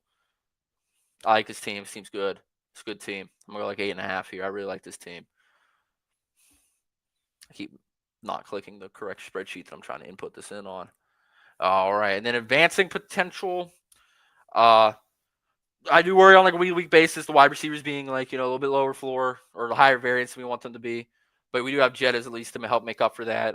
Definitely conceivable that a running back could hit your flex, and also that you're going to dominate with some running back points with your first 3 picks, right? Being at running back, so I like that. Maybe like a little thinner here at wide receiver in terms of capital spent. You did what you could. You're working with what you had. I might disagree on like the individual player take basis on a couple of these guys, but I think you attacked it correctly. So for advancing, that's right. That's what we're on, correct? Keep fucking up my spreadsheet. I'd give this. I give it an 8. Comes out to an 8.43. That's pretty solid. Still, no one has beaten. I'm mad that Chase Brown team's my highest team. Like again, I'm not putting player takes in the consideration for these, or at least I'm trying not to. Just pure structure, build based. But the Chase Brown team is sadly our highest ranking one right now. But shout out Kyle. All right. Let's see here. Who do I still have to do? I know I have a few. I don't think from anybody in stream anymore. Let's Spenny Boys here, who I'll do next. I'll get to him. I just want to count and see how many I have left if I cut it off right now. 1, 2. I'll probably just pick one of those teams to be honest. 3, 4. I did the DK one. All right. We got 4 teams. Okay, we can definitely do that. Someone adds some more. That's okay. I appreciate it, man. Like I said, it's very interesting your insight. I appreciate it. I appreciate you, valuing what I say enough to at least consider it. Genuinely, I mean that. That's not sarcasm. All right. 2 hours, 58 minutes in. I'm gonna open up the floor again for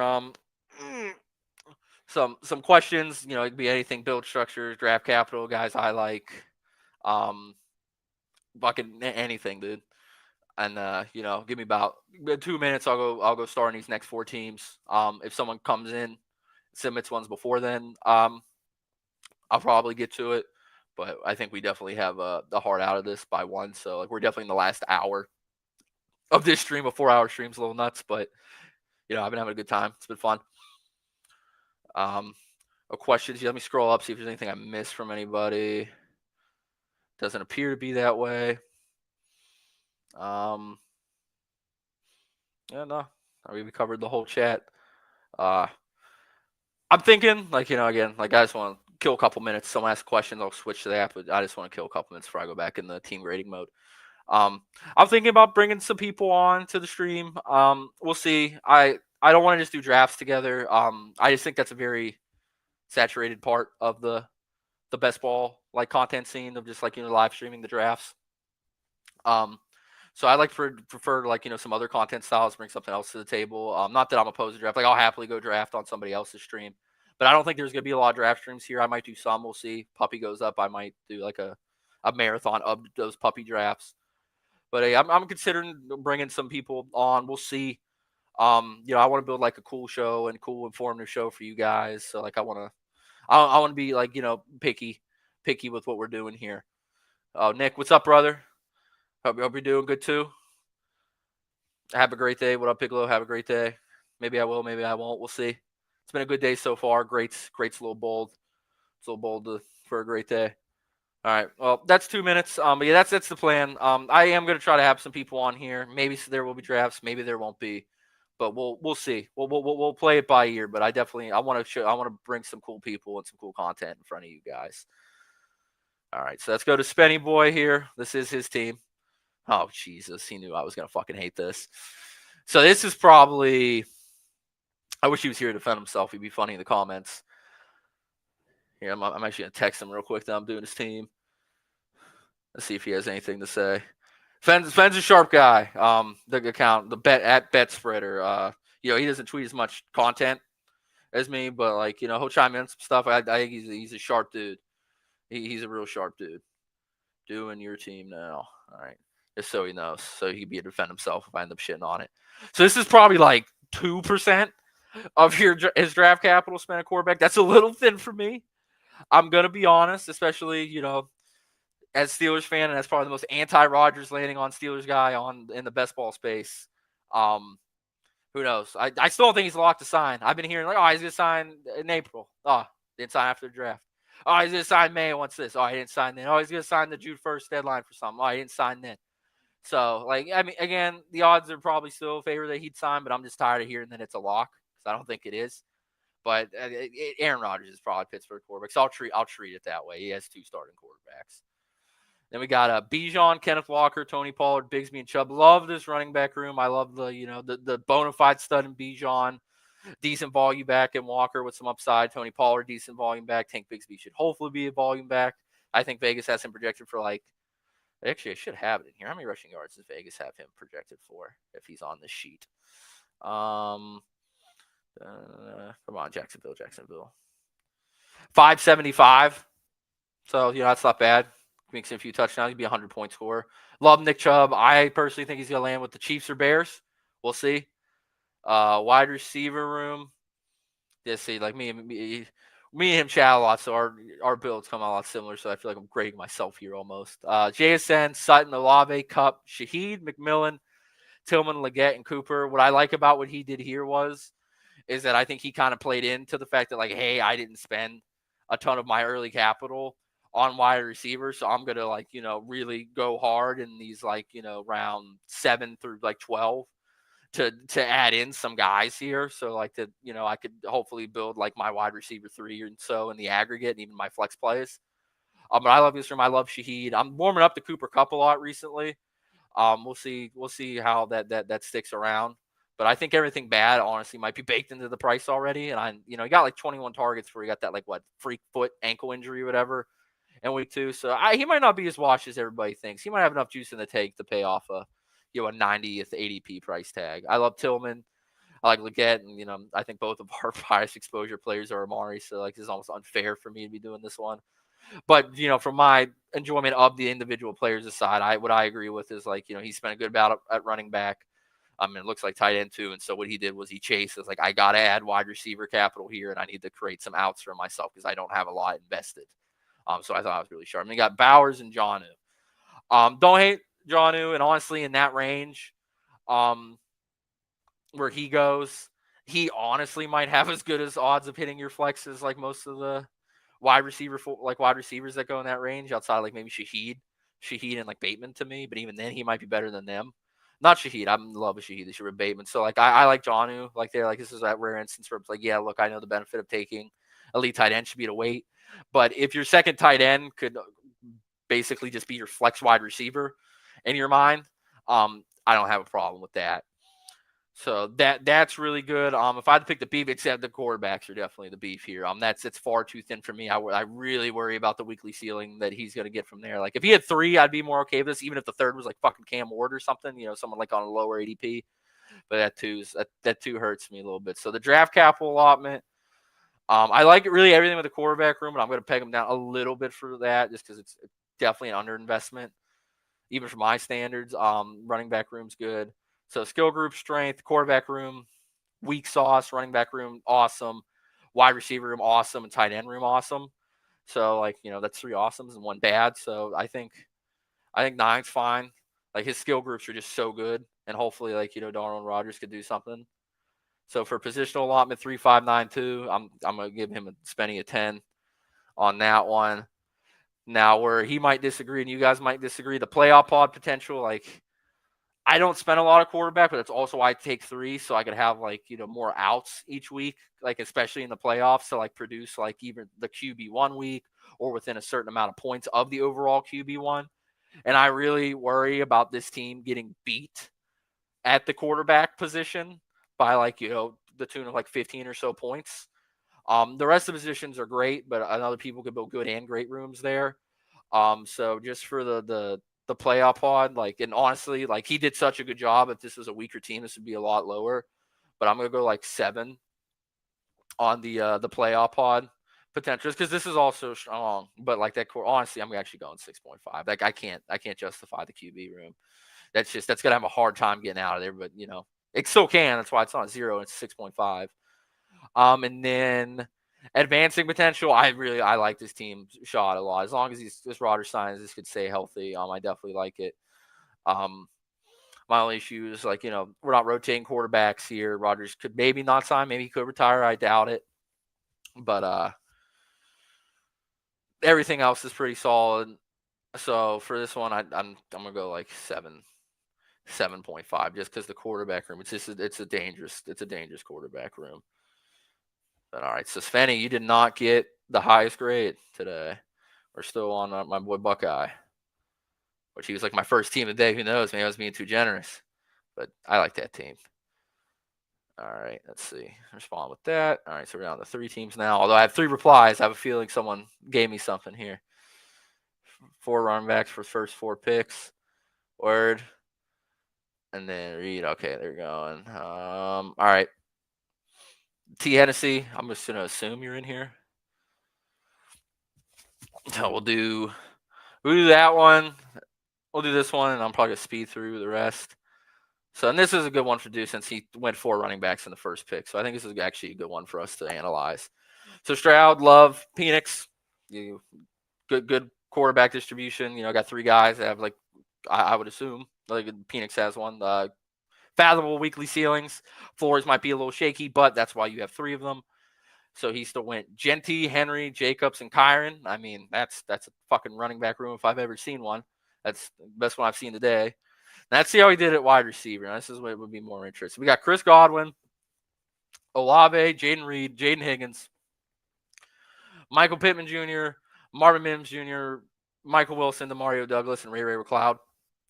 What I will say is I'm starting to warm up the Mims just because he has that spike week potential. The floor might be a little lower, but the rest of these guys I like all these dudes. I haven't taken much to Mario Douglas, but the rest of them I think I'm overweight on every single one of these guys. So he, in my mind, he's picking out the right targets for when you go this high T. My worry is this tight end room. That's thin. I get it. I mean, I think it's what you should have did here. It is a little thin. And the wide receiver, in theory, this could definitely win out. I think a lot of these guys have a weekly ceiling, but the weekly floors are going to be hit and miss here for sure. For sure. But I mean, it is a viable wide receiver room.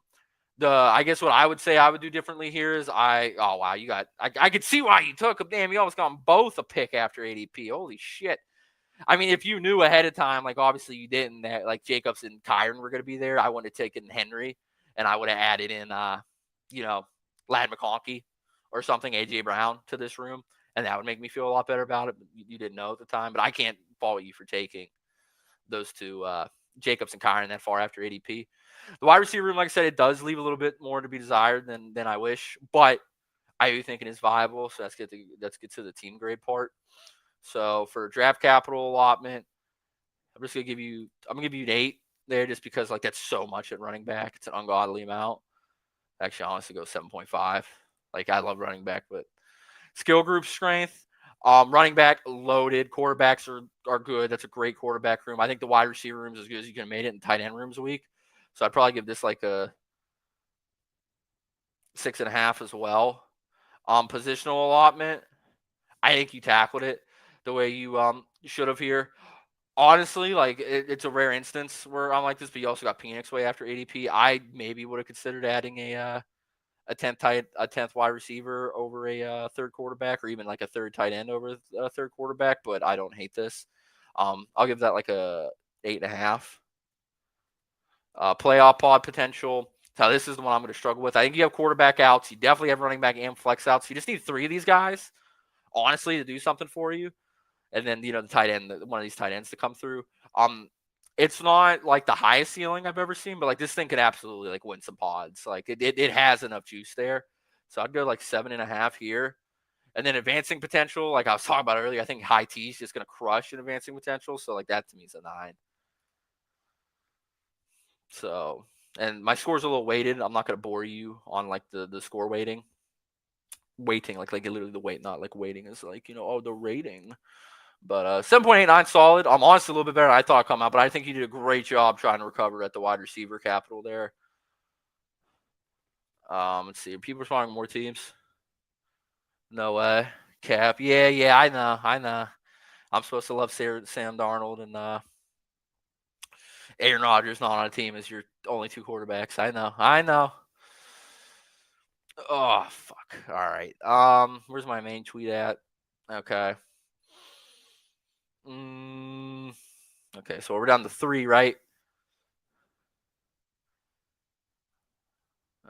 1, 2. Wait, just 2? 1, 2.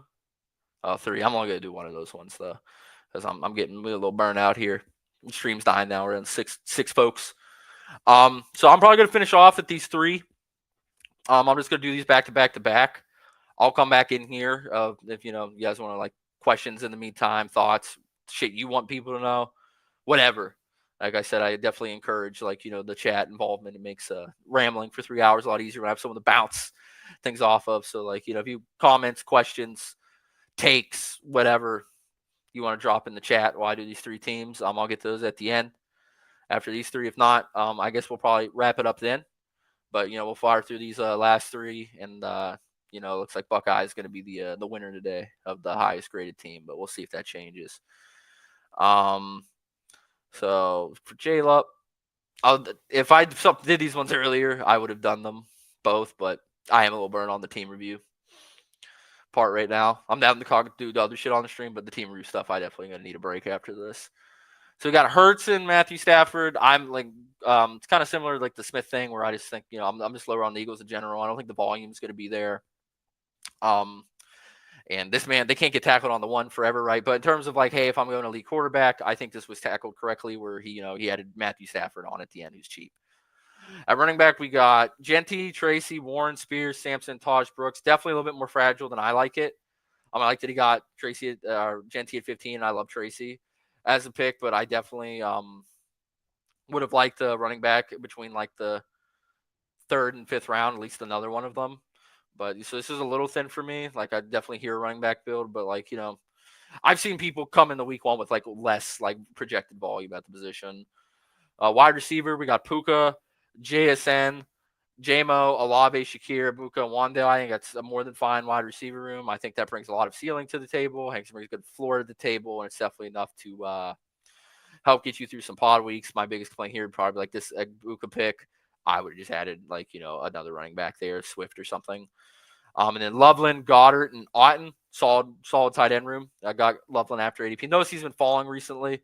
I wouldn't surprise me to see him end up in the 120s if he's not there already. But that's a solid build. I love the Hurts pick. The running back room's a little weak. Wide receiver room strong. Tight end room's good.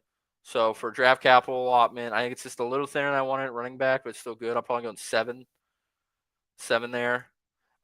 Skill group strength. Wide receivers are good. Tight ends are good. Running backs and quarterbacks are probably like 7.5 here. Positional allotment. I really can't disagree with how he broke this up. I would probably, I don't know. I mean, I guess like it's more the player takes I'm having beef with here. So honestly, that's this is good. I think 9's fine. Playoff pod potential. I mean, it definitely has some juice. I worry about like the running back situation. The wide receiver should have enough of a ceiling. You got some nice tight end outs, and theoretically like Hurts is a stud. So I'll give this like a 7. And advancing potential, like I mentioned earlier, I'm a little worried about like the lower T, like less capital running back teams. Advancing if like the zero RB guys don't come to fruition right away, or at least like in the first quarter of the season. I think it's gonna be hard to catch some of these RB point guys, assuming that their wide receiver rooms aren't like just completely dog shit. So I'm okay with like a 6.5 on the advancing. Comes out to a 7.28. I'm just gonna let him know that I did the this is for the Puka team. Let him know that.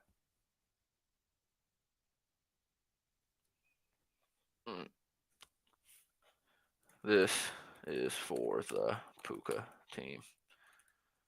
Can try to catch other on next stream.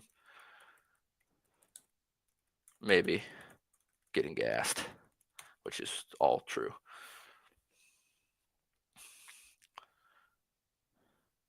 Henny, thanks. You're welcome, brother. I don't know if you're in chat, but you are welcome. All right, see here. So I think we're down to 2 teams now, right? Just these last 2. Because I don't.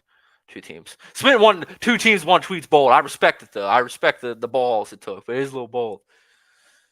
All right, so we got Jordan and Box Rocks Tops. All right, let me check chat real quick. Y'all popping off in here now. We're chilling. All right, let me do these last 2. We're not popping off by the time I get back. We'll call it a day. All right, now these builds are my type of thing. We got Caleb, Herbert, and May. I'm guessing maybe he has more or something. Yep. So I don't mind like reaching a little bit on Caleb for that, just to do that. Like that's an example. I'm kind of okay with like the reach. It's not even reaching on 4 picks pass, but again, less than 10% of their capital is at quarterback because they don't have an elite one. Elite being Josh Allen, Lamar Jackson, and Jaden Daniels. So I like this quarterback room. I also like that Drake May has like some rushing upside as well. I think Justin Herbert honestly does at this point too. That's a little bit underrated part of his game. This quarterback room strong. I'm obviously gonna love this. Josh Jacobs, Joe Mixon, Chuba, like a locked and loaded, 3 volume backs, like 3 like bona fide RB1s on their offenses. I don't think any of these guys are losing their job. Mixon's a little old, maybe gets hurt or something, but like we can't predict that. But like on paper, you got Rachaad White, a nice like volume guy is the 4th. Someone that could mix in if need be, maybe hit the flex every once in a while, like once or twice, maybe 3 times. And then we got DJ Giddens, 0 RB target. He just took him like, hey, if he doesn't hit my lineup, it doesn't matter. I'm going to chase some upside here. So I really like that. I really like this. I love this. I love this quarterback and running back room. Let's see what you did at wide receiver. We got Puka, AJ Brown, DJ Moore, George Pickens. So this looks a little old because Pickens is going at 80. Leggett, Michael Wilson, and Demario Douglas. Like that. I like that a lot. I would I think I would have stopped at 2 here. 2 tight ends here and made Hunter Henry a wide receiver. But that is honestly my only beef with this team. It's truly my only beef with this team. Like I don't Pickens, but 80, I like him. I definitely like him at 80. Did he say when he drafted this? Here's one from near BBM Open. Okay. All right. So from the Open. Draft capital on is perfect, man. This is the perfect draft capital allotment. I mean, it's beautiful. I'm gonna go 9.5 just to be a stickler and also like not be too biased towards my running because this is a lot. It's a little over at the running back, but I'm okay with that. And it's a little cheapy at the wide receiver, a little, not too much, but just like a little. So I think 9.5. I think 9.5 is more than fine there. Skill group strength. I love the quarterback room. I love the running back room. I like the wide receiver room, and I love the tight end room. So it's probably 9 for me there. This is probably gonna win the thing. I bet. I bet this wins. I bet this gets an 8.8 or higher. Positional. So 3-5-7-3. I think this set up very well for a 3-5-7-3 build. I guess if it was me, I probably would have made Hunter Henry a wide receiver, but that's probably the only thing I would change. Like outside individual, like I don't like necessarily like Giddens. I'm going to pick a different target there to make. But outside of making Henry a wide receiver, I can't think of anything I really hate here. So I'm going to give him a 9 there. Playoff pod potential. I mean, we have Puka and AJ Brown. I mean, those are 2 great ceilings. This is what I mean by like I like starting with like I know it's early BBM, so it's like not really possible against team anymore. And it's kind of possible, not like completely, but kind of. So like that's why I like starting wide receiver, and then going like maybe like honestly, I do that a lot. Go wide receiver, then RB, because like you get to feel more confident about like your wide receiver room ceiling because you have these 2 actual studs here rather than guys that could like maybe go up to a stud or at least be good enough, like Marvin Harrison, JSN, like Terry McLaurin types. AJ has a low floor, but the spikes that he have are great. And so, like, I love the 2 RB, 3 wide receiver, 3 running back. I think you left yourself a lot of room, and you even got DJ Moore here.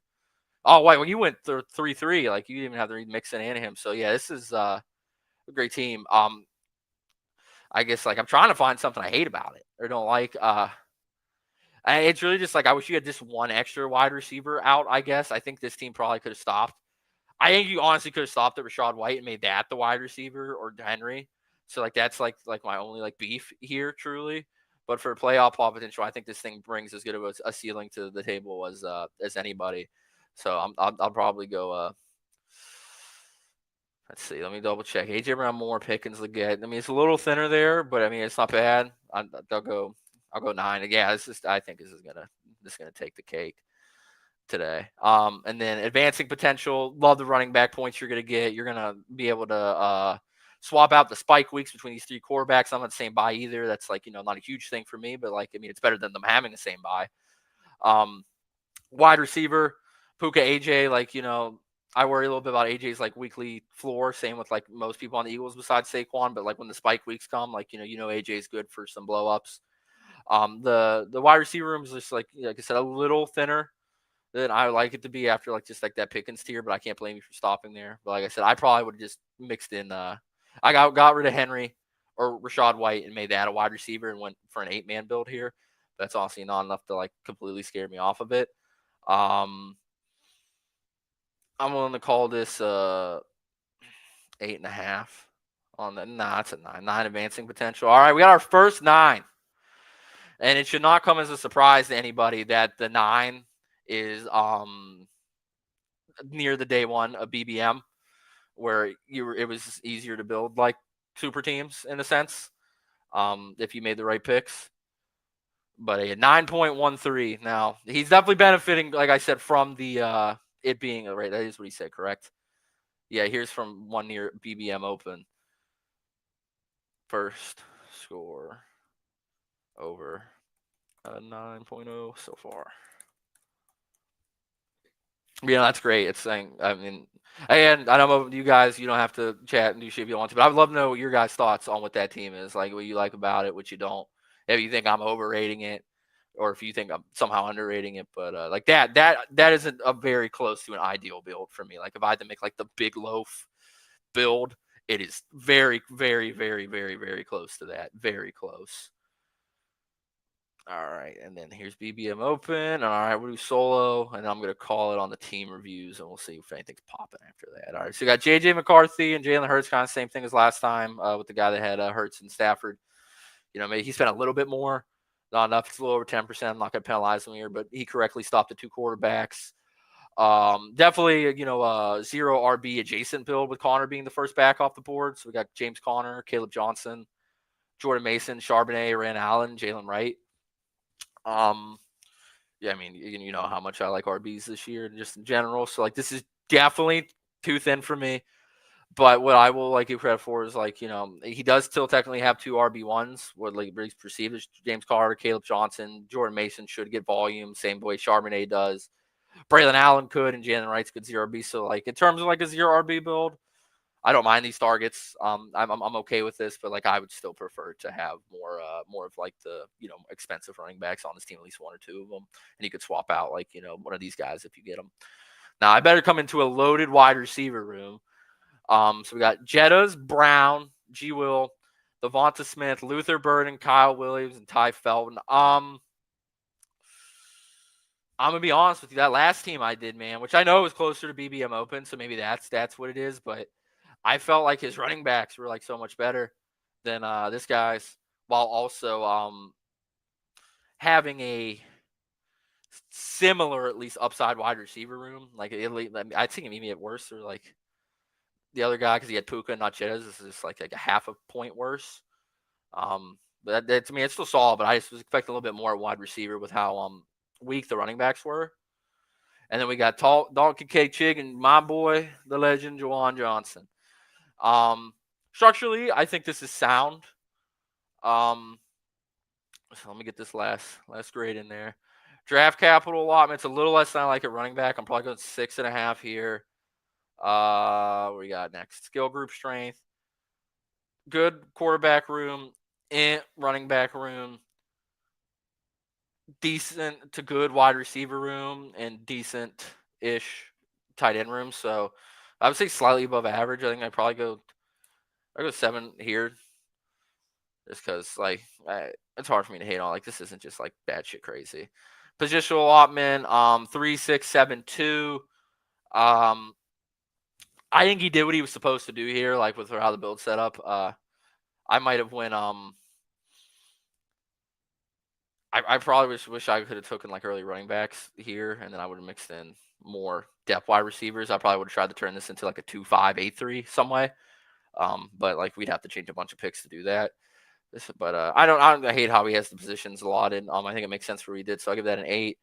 Playoff pod potential. I mean, I really worry about this running back room if it's like, unless Charbonnet and Mason like step up into like RB1 roles or any of them really, multiple.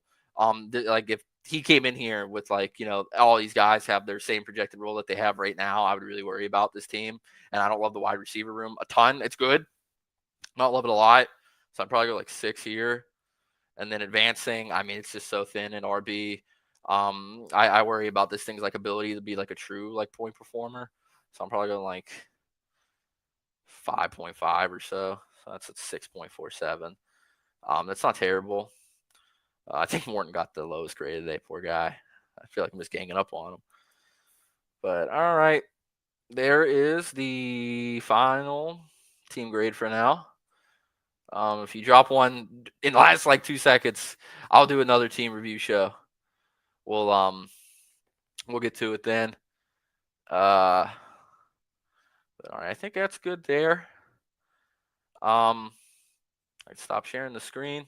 All right, we're going about 3.5 hours. I'm gonna end it at the 3:30 mark if no one's talking in chat. But like I'll happily sit around for a little bit and answer some questions. Just gotta take a break from like the team grading thing. We probably graded like 15-ish, 20 teams somewhere along the way, maybe more, maybe less.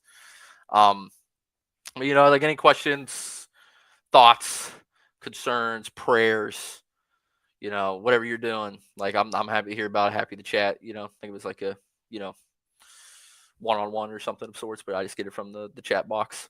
If not, I come hit this vape, chill around for 3 minutes. No one else pops up in chat. We'll call it. I think it was a good stream. A lot better than the first one where I ate an edible and then it was like also like midnight and I was dying. So that was really hard to talk by myself for that amount of time on my first ever rep while downing a gummy. But the last two, I think these have gone really well. I hope you guys have enjoyed it. I think they've been fun. I'm trying to create something fun for you guys. Not that again, there'll be a thing when it does the draft streams. Obviously, it makes perfect sense to do, but I just think like that's not where I fit in the content space here. So I'm trying to do this team review stuff. I have some other ideas. We'll see what comes to fruition. But I will do a draft stream here or there. Like maybe when they drop a puppy or something, I'll get on. But I also have a hard time focusing on chatty at the draft, so that's hard for me. But we'll give it another go. But expect more of like this style content, like like information based, like team reviews. Maybe like have some guys on that we're not like necessarily just drafting best ball teams. We're still like talking like general strategy, or I could ask them like certain questions that like I come up with or we come up with together. As like as a unit, like us being like me and you, the viewers. Um, but we'll see. I don't know how much. It's back to back days of streaming, so hopefully I could keep this up like somewhat. I think the morning streams will probably work out better for me. Like if I didn't get my hours cut back a little bit, I wouldn't be doing it this late today. But like I could start a stream at 9 and like get out of there at 11 and go do all my work for the most part. So like maybe we will start doing a little bit more of these. I've been enjoying it. It's been really fun. We got like 15 people at a time during this one. So like that makes me happy. Thank you guys. I'm excited to see what the subscriber numbers are after this. I'll say the cringy line to end. I guess it's not so cringy, but like, comment, subscribe, all that fun stuff. It helps with like the algorithm, helps get this pushed to people. Maybe can help. Maybe I can make this like a driver of revenue for me. But for now, all good. I just appreciate all you guys showing up. Appreciate all the love on Twitter for the charts and all the random bullshit I say. Appreciate all the love in private I got from people whenever I was basically getting death threats from best ball Twitter. But yeah, no, I think it was a good stream. I love you guys. Always feel sure to reach out, DM Big Loaf on Twitter. Always happy to answer questions and bullshit. Until next time, it could be tomorrow, could be the next day, who knows? But I love you, and I will see you soon. Big Loaf out.